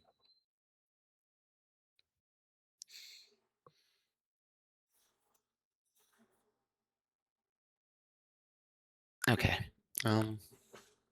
So 4 successes. Or no, 5 successes. And a complication. On a psychic I'm going ability. to. There is no perils of the warp for Cynicians specifically before you get excited, and I'm spending the inspiration to kill that. I'm just saying. I'm spending the inspiration to kill that that funny one. Oh, come on. Sparrow, when it's just funny combat and like we're out and about, whatever, we're in the heart of a Necron infested warp experiment lab, right next to potentially. Don't you want to learn the silly Necron stuff though? Yes, but I don't want to eat me. Yes. I do not want to be eaten by the fucking machine. Do you want to learn the Necron Unlike stuff? someone. Yes. Can I give you a complication? No.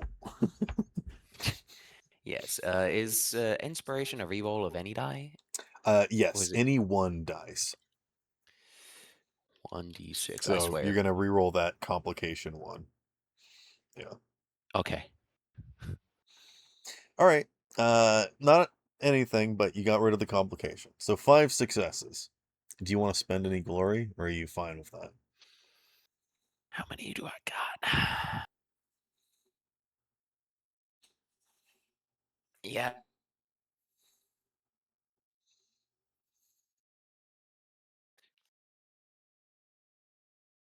Six successes. Okay. Total. With 6, I will say that you can tell that there is absolutely nothing in this room. There is no life forms. There's no sign of anything. The barrier between this room and the next room seems to have some sort of,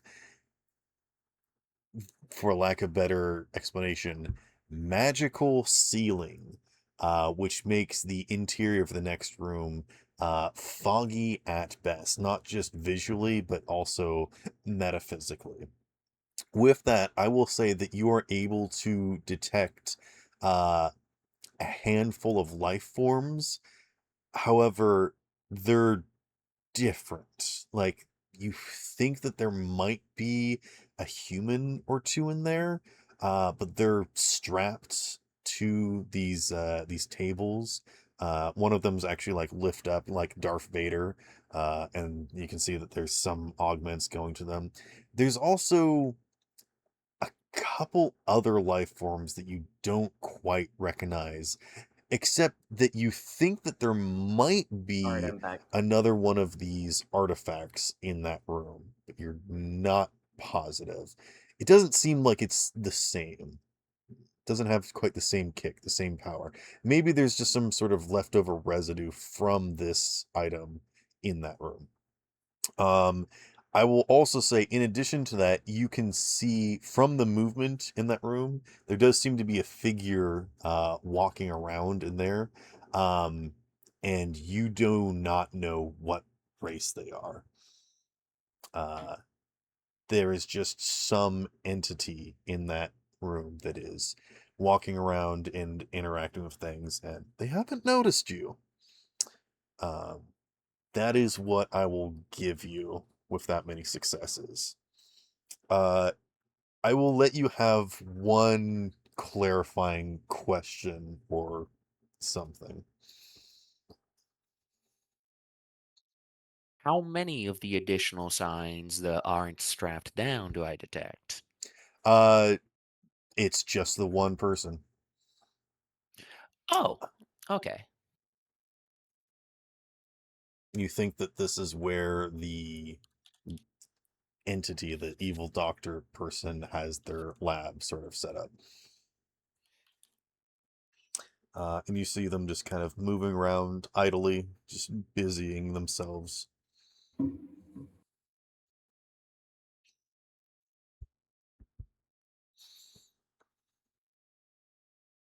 Okay.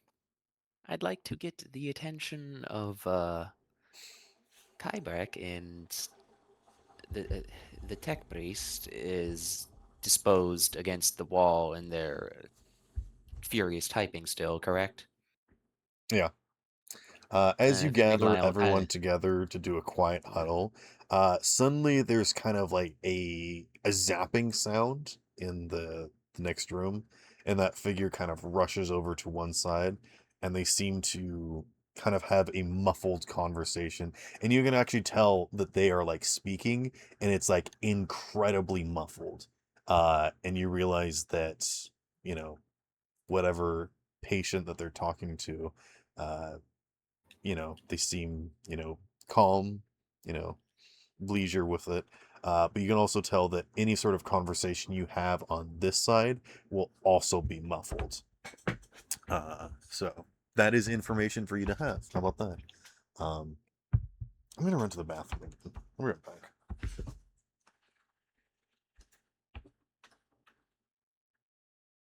they are in there. There's signs of whatever that thing that we carry is in there as well, but it's bigger. It's not quite right. It may have only been in there for a long time, but on the off chance there is another, it would not be wise to leave alone. Necrons are well known for surviving being blown up and coming back, from what I've heard. I do not trust it to be eradicated simply by blowing the station to pieces. All right, I'm back.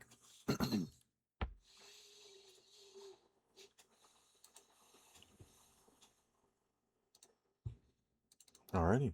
So what have you guys been talking about? I just shared the information and that there was traces or potentially a weaker variant of whatever we just collected in there, and that I do not think it a wise decision to leave it alone because, well, Necrons are goddamn ancient and they tend to have a tendency of coming back if you don't guarantee they're gone.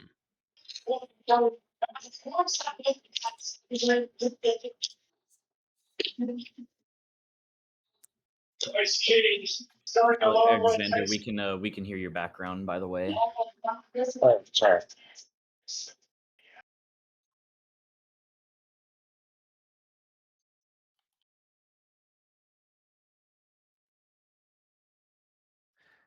Just be aware that whatever is in there is also fogging the metaphysical, so my picture is not so clear.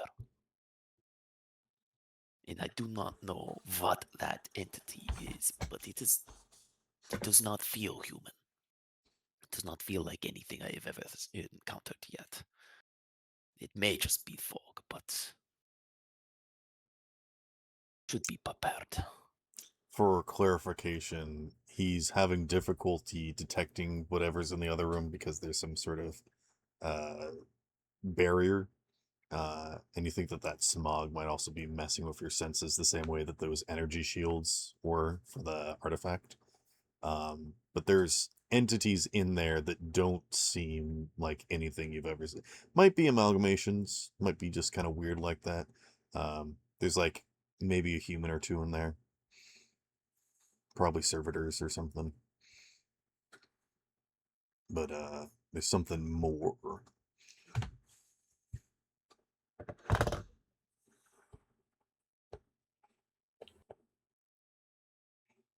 Does anyone want to try and like listen in on the conversation that's happening in the other room? Eavesdrop. Okay. You can give me an awareness check. That was Hawkins. Also, I would try and listen, and unless the party is just directly decided to break Oh boy. doors. Get yourself a point of wrath. Holy shit. Wow, that's With a lot of 10 sixes. successes. Jesus. I am bad at listening. I think like Alexander's character just kind of goes up and maybe like plugs in and can like listen into the speakers like they're or like the yeah. It seems like there is like a speaker microphone system that would allow people to talk through this when there is like some sort of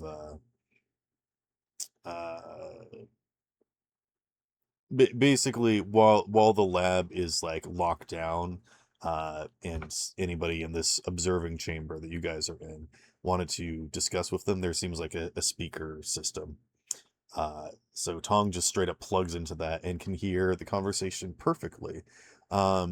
You make out the small details that there apparently is one of these entities that's strapped to the table was had a metaphysical soul activated. It sounds like he's got like a psyker strapped to the table and is literally remote controlling them to do something elsewhere on the planet.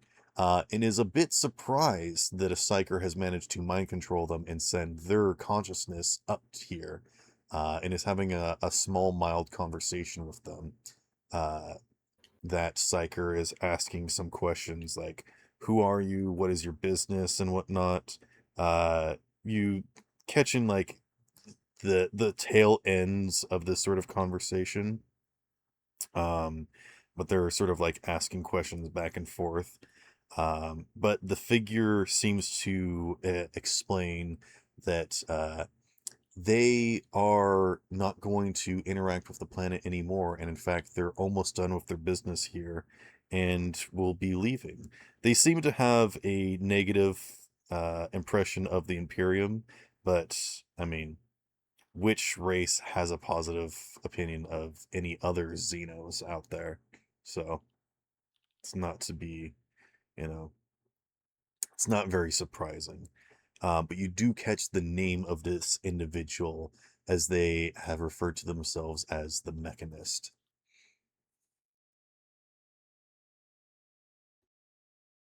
That is communication that you can relay to the rest of the party easily for free.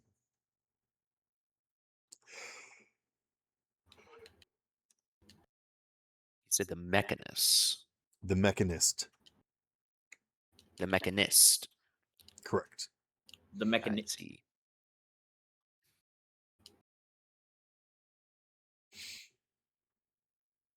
Also, it is sort of funny that Ryan hasn't been here, and his character probably wouldn't be paying attention. Just like, oh, console work and fancy thing, don't care about this. When's smashing next? Can I smash Literally. this? Can I eat this? Put points at the slug that you guys picked up. The alien slug. Fool, if you go around eating demons, that's how you It become looks like demon. sour apple. Commissar told me about what apple is. Geek man, I've that heard is not stories apple, about that is- apples. That is demon apple. It is evil Demon apple. apple. It will Ah, it green eats means you poison. back. Poison apple. Oh, do you think if I ate the poison apple that a prince would come and kiss me? Perhaps a demon prince, but I don't think A he's far demon enough. prince. Okay. Yeah, what are you guys doing? I'll also say that with that many I'm gonna successes. touch the big robot with the "Do not touch" sign. Okay. Tong, with that many successes, if you just want to activate the communications thing so that you guys can talk to the individual on the other side of the wall, you can. Yeah. The robot with the "do not touch" sign, he says. I jest, but you know. Okay. I have no idea what's going on right now because I had to, yeah.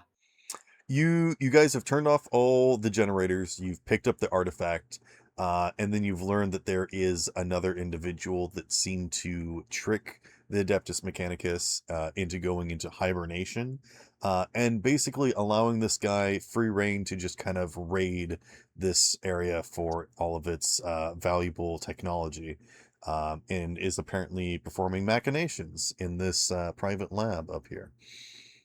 The machinations of my mind are an enigma. Also, information that Ryan has out of character.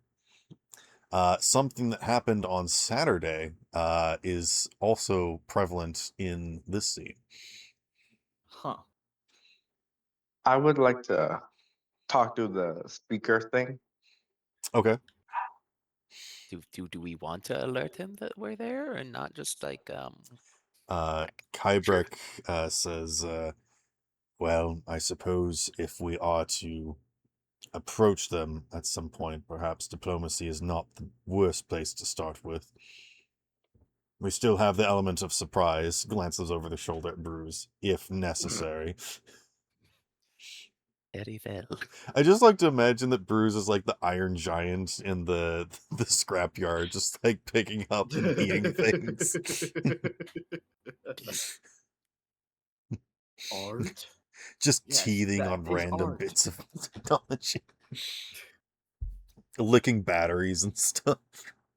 Oh my God. Okay. Yeah, you activate the communication system, and before you even say anything, the figure just is turned away from you. But as soon as you activate it, they say, "Have you come to return what was stolen?" No, I am a tech priest on behalf of Imperium. I ask you to stand down or be put down. You hear some clinking as they set down whatever they're working on. They say, "I think you've misunderstood me. I wasn't asking you to give me anything in return, but I was asking if you had any intention of returning what is rightfully mine. Not from me stealing it from you, but rather what you stole from me first." Can I eat the artifact? Anyway, what are you doing here before I answer that question? Hmm.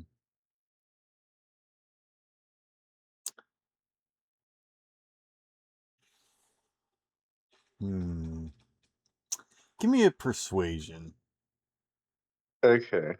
I think I have a trait to let me use my tech with this. Okay. Huh? Is it because they're a tech priest-like entity? And that's my talent. Oh, It just allows me to use tech instead of cunning, deception, insight, or persuasion. neat.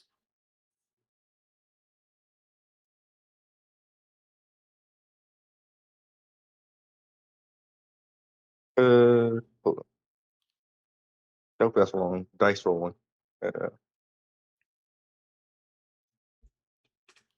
10d6. Oh boy.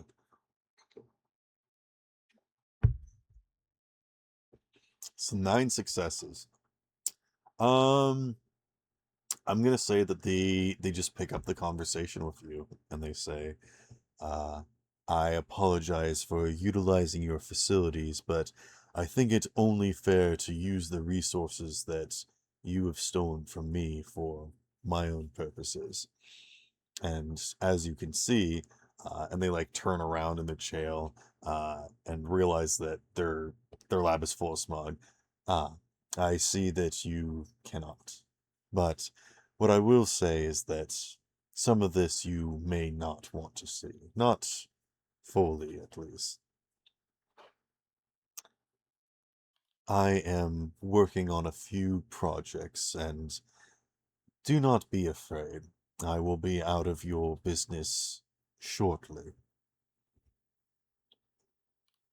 And Kybrek will speak up and says, "Are you the one behind this plot? Are you?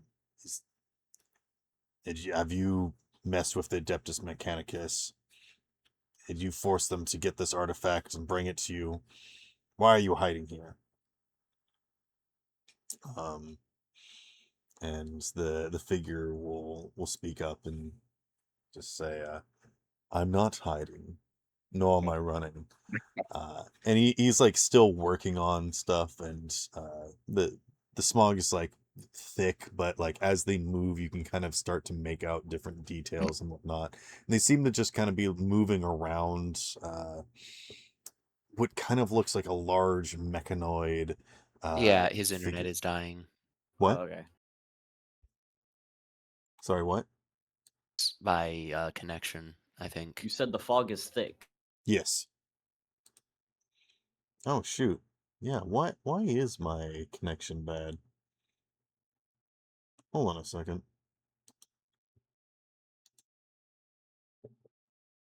Bruh.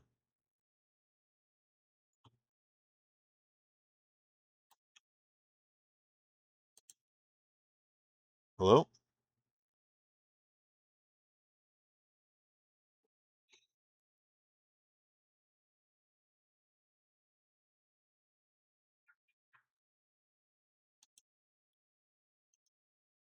Hello?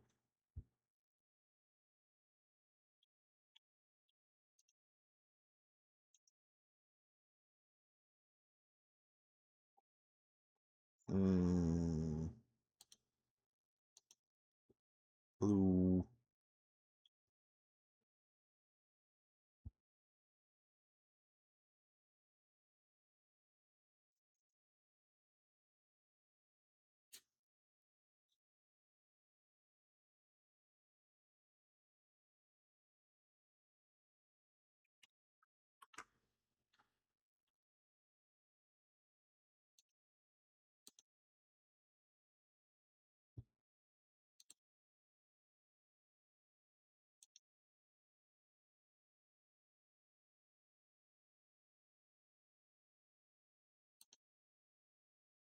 Hello? Yeah, we Hey, Hi. I just reset my Ethernet adapter. Sorry about that. oh good. Yeah. They're not they're working on stuff that you can't see. Uh what did you want to say to them? They're kind of like talking to you casually as they're continuing to work on stuff. um. What did you tell the tech priest of this area to like? What did you do to them exactly?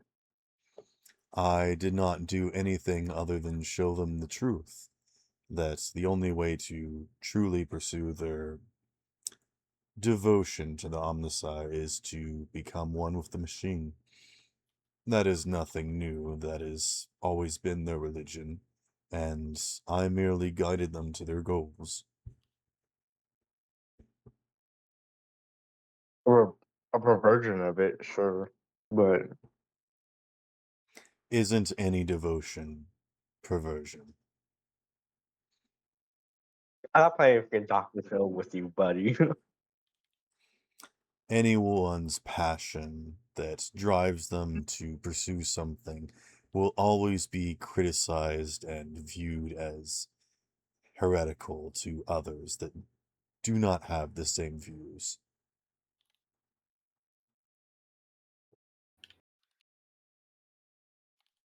What project in quotes are you working on exactly? And that's like I'm like talking to him. I like slowly make my way to that door, but not quite open it. I understand your eagerness, but if someone truly wants to enjoy art, they must not wait.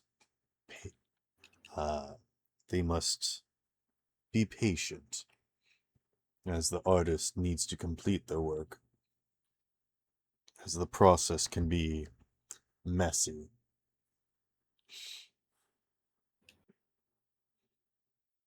And where are you from, mysterious person? All will be revealed in due time. After all, I wanted you to find me. Every scrap of evidence you found was left deliberately unscrubbed so that you could find it. Every clue to point you in this direction was left precisely so that you would find it.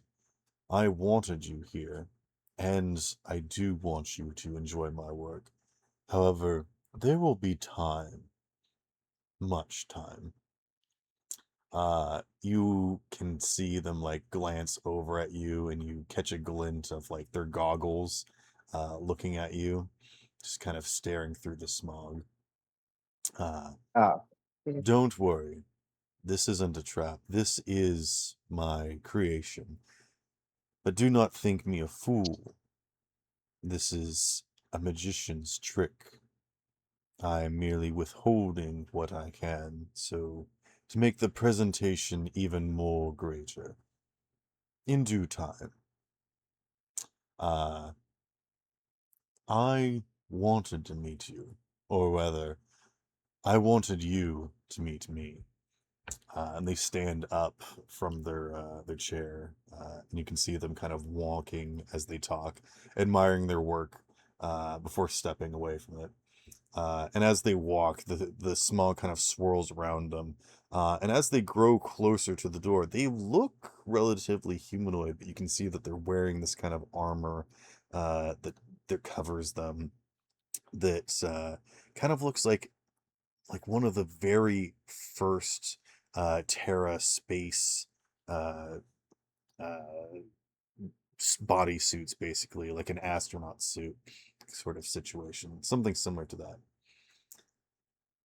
Every artist wants their creations to be viewed, shared, loved, uh, and they hesitate as if regretting that specific choice of word. So, I want you to experience what I have to offer. I need you why are to you talking? see with your own eyes to fully believe. Yes. Can I like hit the mute button on him? You want to what? Oh my god. Just hit the mute button. The mute button? Yeah. Just like Okay. Oh my god. I think the smog slowly starts to dissipate and get sucked out of the room. And you can clearly see that there's some workbenches scattered around with tools and trinkets and pieces of a technology strewn a little bit. It's quite messy in here, but also it looks like it's arranged in a way that this looks like a doctor's office. Like there's surgeon precision in here. These sort of instruments dangling from the ceiling, and you can see three humanoid figures, uh, tech adepts that are strapped to tables, some of them upright, off to one side, and they don't look like they're quite lucid. But you can also see that there is some sort of mechanoid project in the off to the side that sort of looks like a suit of armor. But in the center of the chamber, what they're currently working on looks like some sort of strange contraption, some creature that is entirely mechanical that you can't quite understand or make sense of. Um, but you hit the mute button as they're talking. Oh, Clarify, do you mean the mute button for our mic or theirs? there's. Okay. Well, both, They ideally. turn around, and I was going to do a image for them, but it seems like you already have.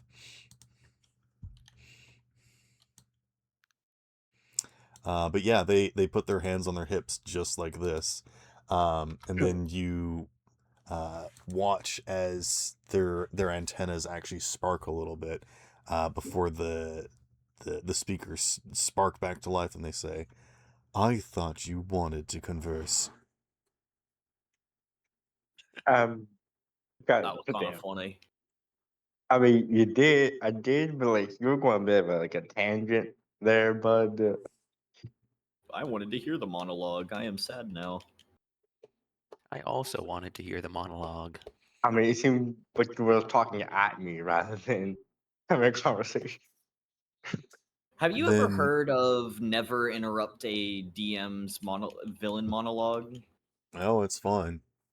I'm all for this. Then what would you like to say? Uh,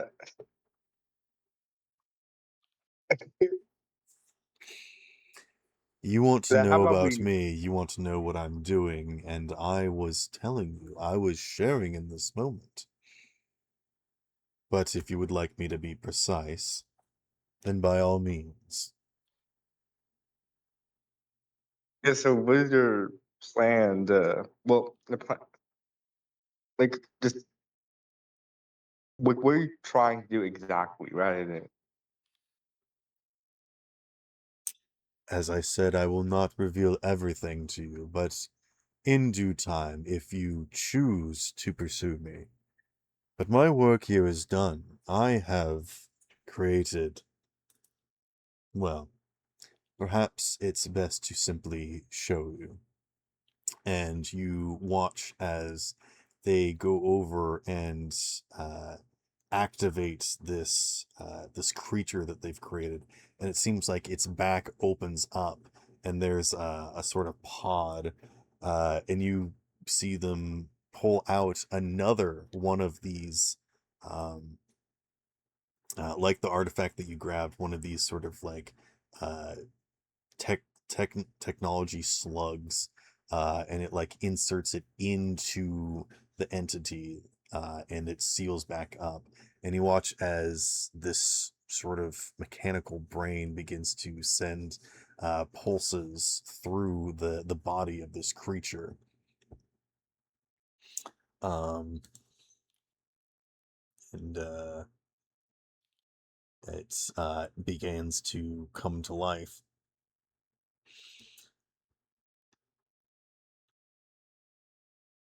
Like a Frankenstein monster.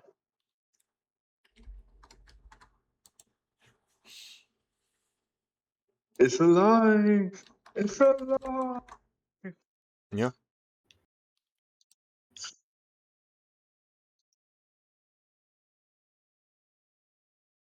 Do we want to say anything? Sorry, say that again. I said, does anyone like want to like? Because assuming all of us see it. Yeah.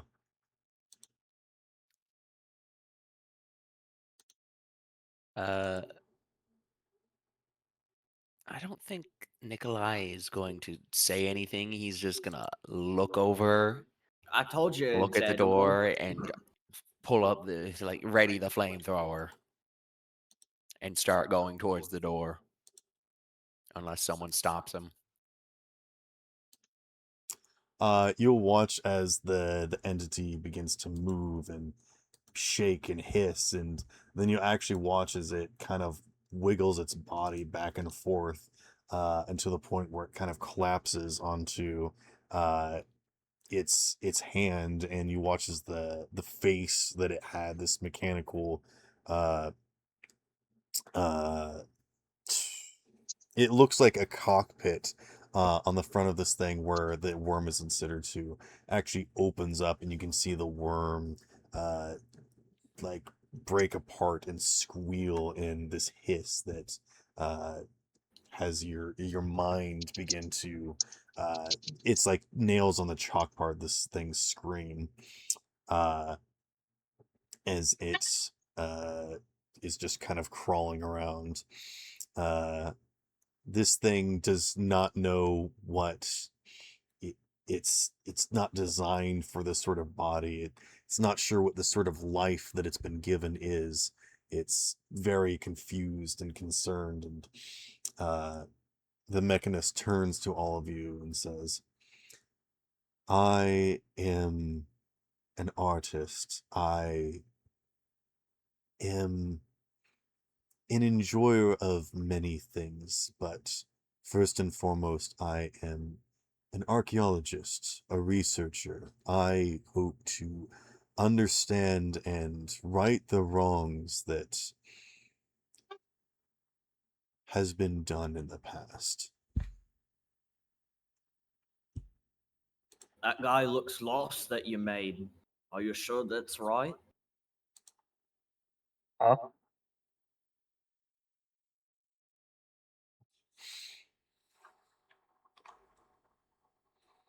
Uh,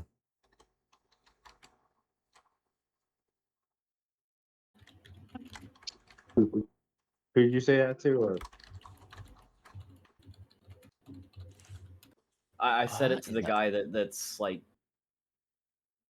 making the thing, Yeah. made the slug thing.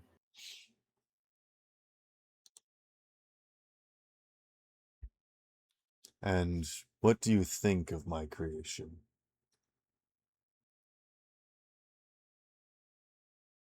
Aimless. I know what Yes. I aim for, and it's food, but that thing does not know. It is primitive, but with all life, it must learn on its own. You can teach many things, you can coddle it, but when life finds a way, you must allow it to take its course.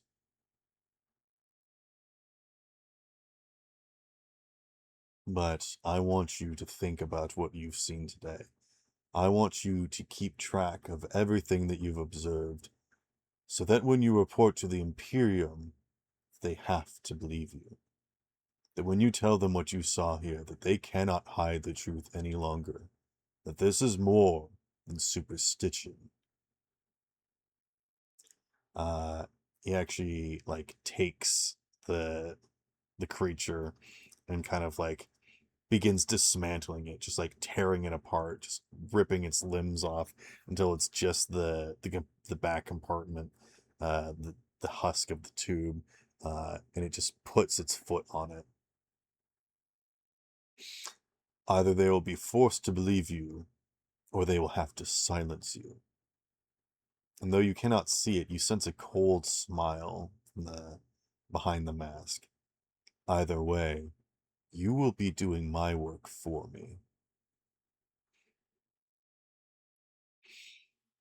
And I think they actually just stomp and crush the worm inside of the carapace and all everything. And they just kind of begin pacing, just sort of looking at you guys. command or This comment guy's bad news. Who are your Yeah. orders, Captain?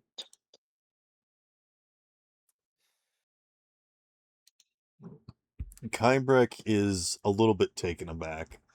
I mean, their whole mission is like trying to understand the stuff, investigating. Like, they've never seen anything quite like this. This is a megalomaniac sort of person. It's like the Riddler in his house. Like, Mm-hmm.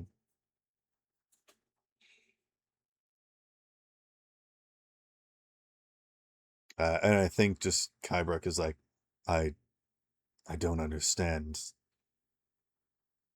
Why are you doing all of this?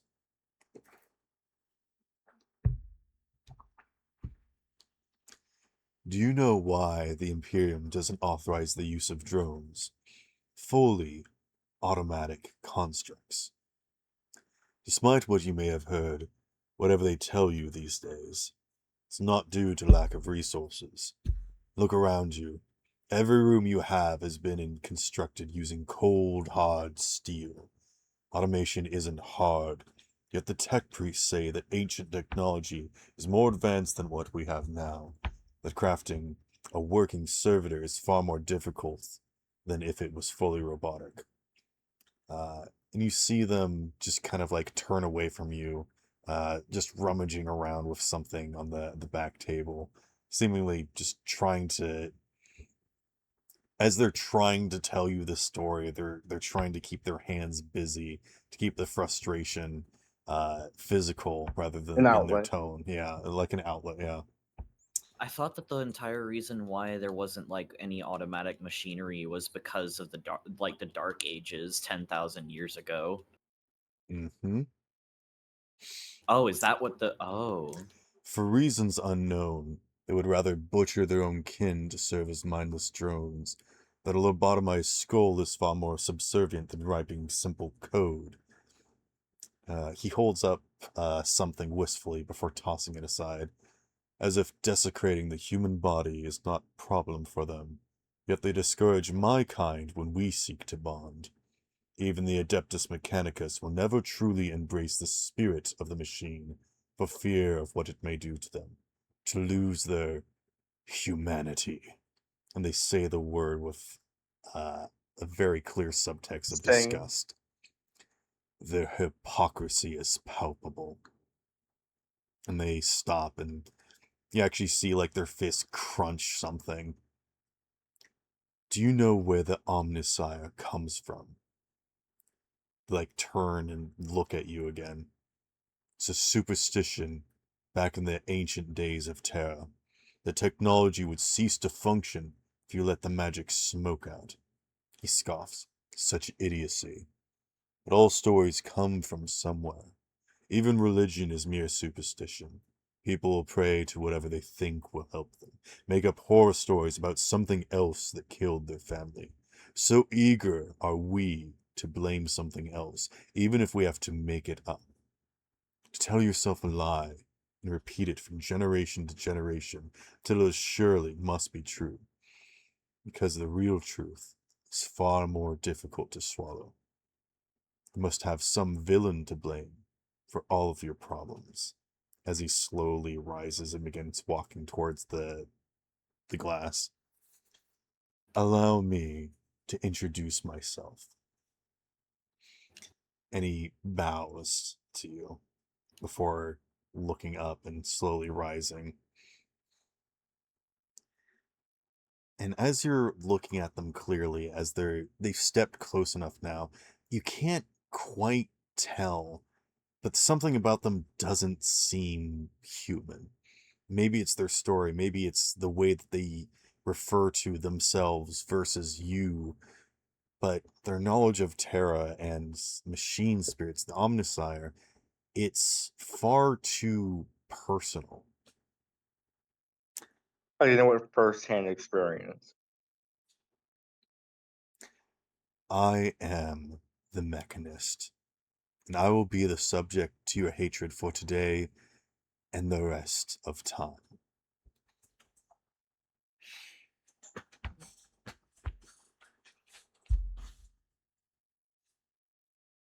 I am Pong, I guess.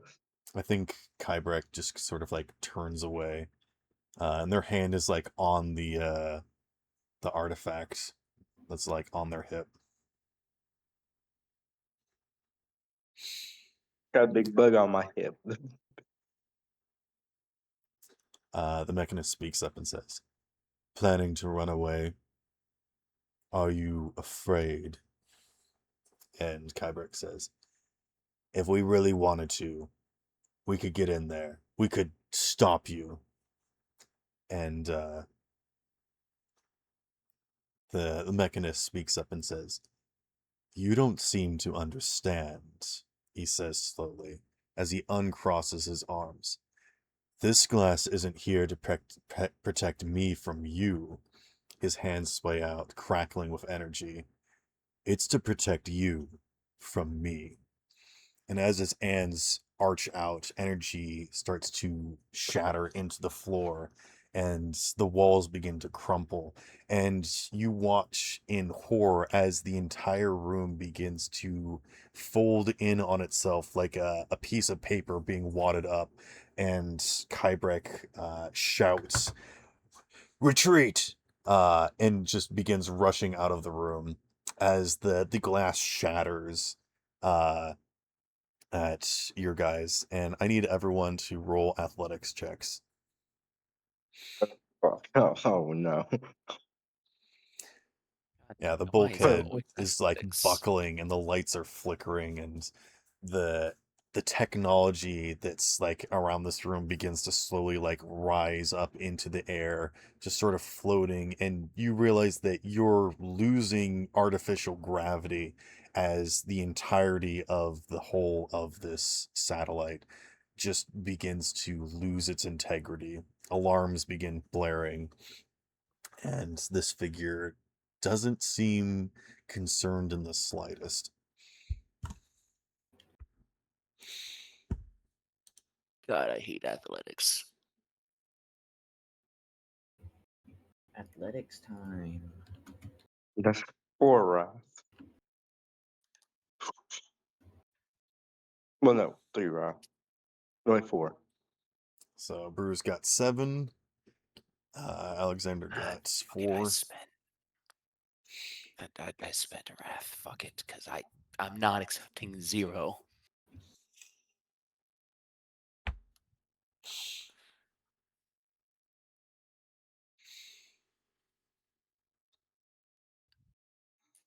Where's my You gonna? I mean, you guys can share glory. So, if anyone wants to Yeah, give, I'll give you 2 of my glory. All right. First, I re-roll the wrath. That'll bring me down to hey, 3 successes. 3, and then you said 2, so our 2d6 again. Yes, sir. Do I spend my last glory? No, because I might need to call in an item to get us off this fucking thing, so I keep it. God damn it. All right. Okay. As you guys are rushing out of the room, I think Bruce just brushes past you and charges out. And then Kybrek like runs back in and grabs you and pulls you out of the room just as the emergency door slams shut. And you hear the crumpling sound of metal getting just rended on the other side. And Kybrek looks at you and says, "I think it is now that we need to evacuate immediately." Yeah, but can't argue that logic. Let's go right now. Ogrin, grab the feeble ones and let's get out of here. Yes, sir. All right.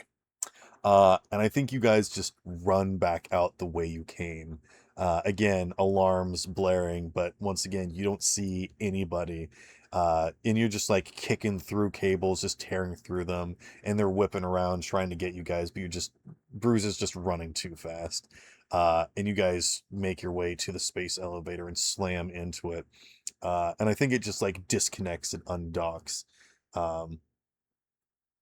And then you hear like Kybrek is like messing with something. And you realize that they're trying to activate the communications on the space elevator. They're like, Alright, so hello? Who's there? He's like, "We need immediate evacuation. Get us out of here now." It's like, where are you? We're free floating in space." And I think you guys like watch in horror as the space satellite just begins floating away from the space elevator, and you watch it just destroy itself as it just gets like a leaf going through just like A wood chipper. yeah, just like you watch it just get rended into tiny, tiny infinitesimal pieces until there's just nothing left. Fuck. Shortly after, an Arvislighter comes and picks you guys up and takes you back to the main ship, the LMS Explorer. And you guys are ejected from your pressurized container in the hangar bay.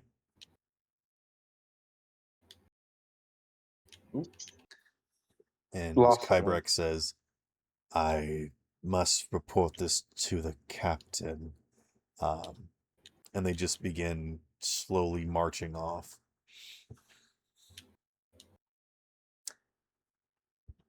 What would you guys like to do? Who was that guy anyway? Who the fucking knows? I Could didn't be really a seem to person. like the things he made. I think we should end the session there. This is pretty good. Yeah. Yeah. How depressed would you have been had we not gone in the funny room and checked?